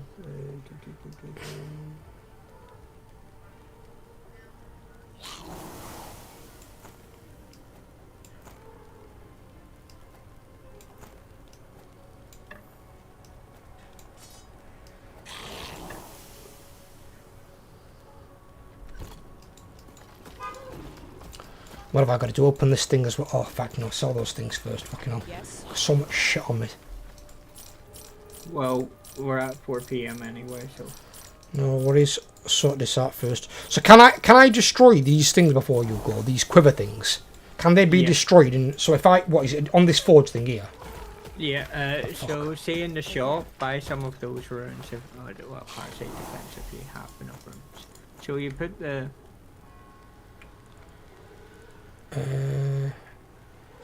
Yeah, we don't need that either. That one we can keep. I'd say no, you can't destroy those. You can only sell those because they're uniques. They can't be forged. They'll What? have 0. Uniques have 0 forging potential, so they can't be destroyed. What? So you've just got to sell these. Yeah. So these can't Or be if, can't be destroyed for like affix dust or whatever you want to call it. no. Right. Okay. So they are Yes. expensive to sell, but they're useless. Okay. Just get rid of them. They're no good to me.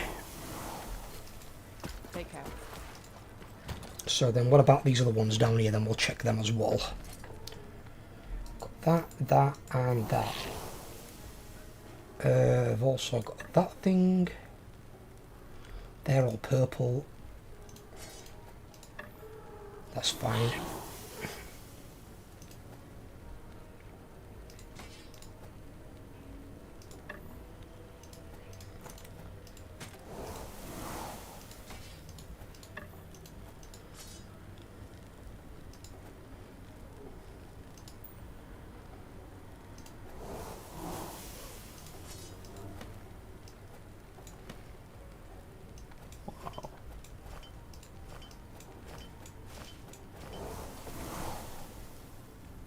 I think everyone else has left the tree chat anyway. It's fine. I'm just having fun on my shit. Don't bother me.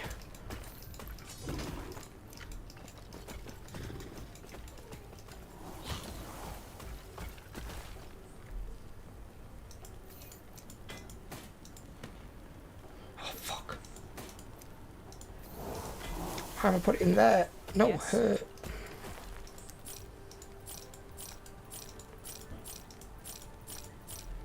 We don't need that. We don't. Right, okay.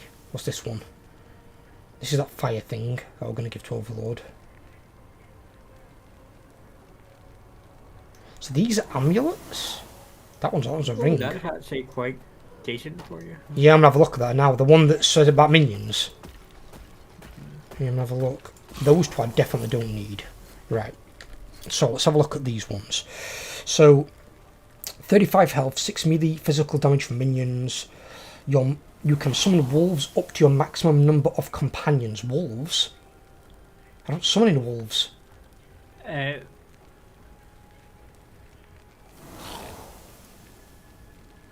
I'm assuming that's not for me, that's going to be for a druid. yeah. This one, 17% increased minion damage, 29% increased minion critical strike chance, 41% increased minion critical strike multiplier, 6 intelligence, your minions take 14% increased damage. That's not good. Regain 30 health on minion death, +1 to sacrifice. Oh no, that's for a sacrifice build. That's not what I want. 36% chance to poison spell on hit, 1 to poison spells, 3 to all tributes, 13% of damage reflected, 38% increased poison damage. No, it's heavily based on poison. Again, no good for me. No. Yes. The other one's not bad if you're going for a damage sacrifice build, but your minions won't stay alive long. My minions, I want them to stay alive as long as possible. I'm basically Take care. very pro-minion. I want my minions to be alive alongside me. They start dying, I've got to re-summon them, and my mana don't last that long. So the tougher they are, the better. I haven't got a build for sacrifice. It doesn't work.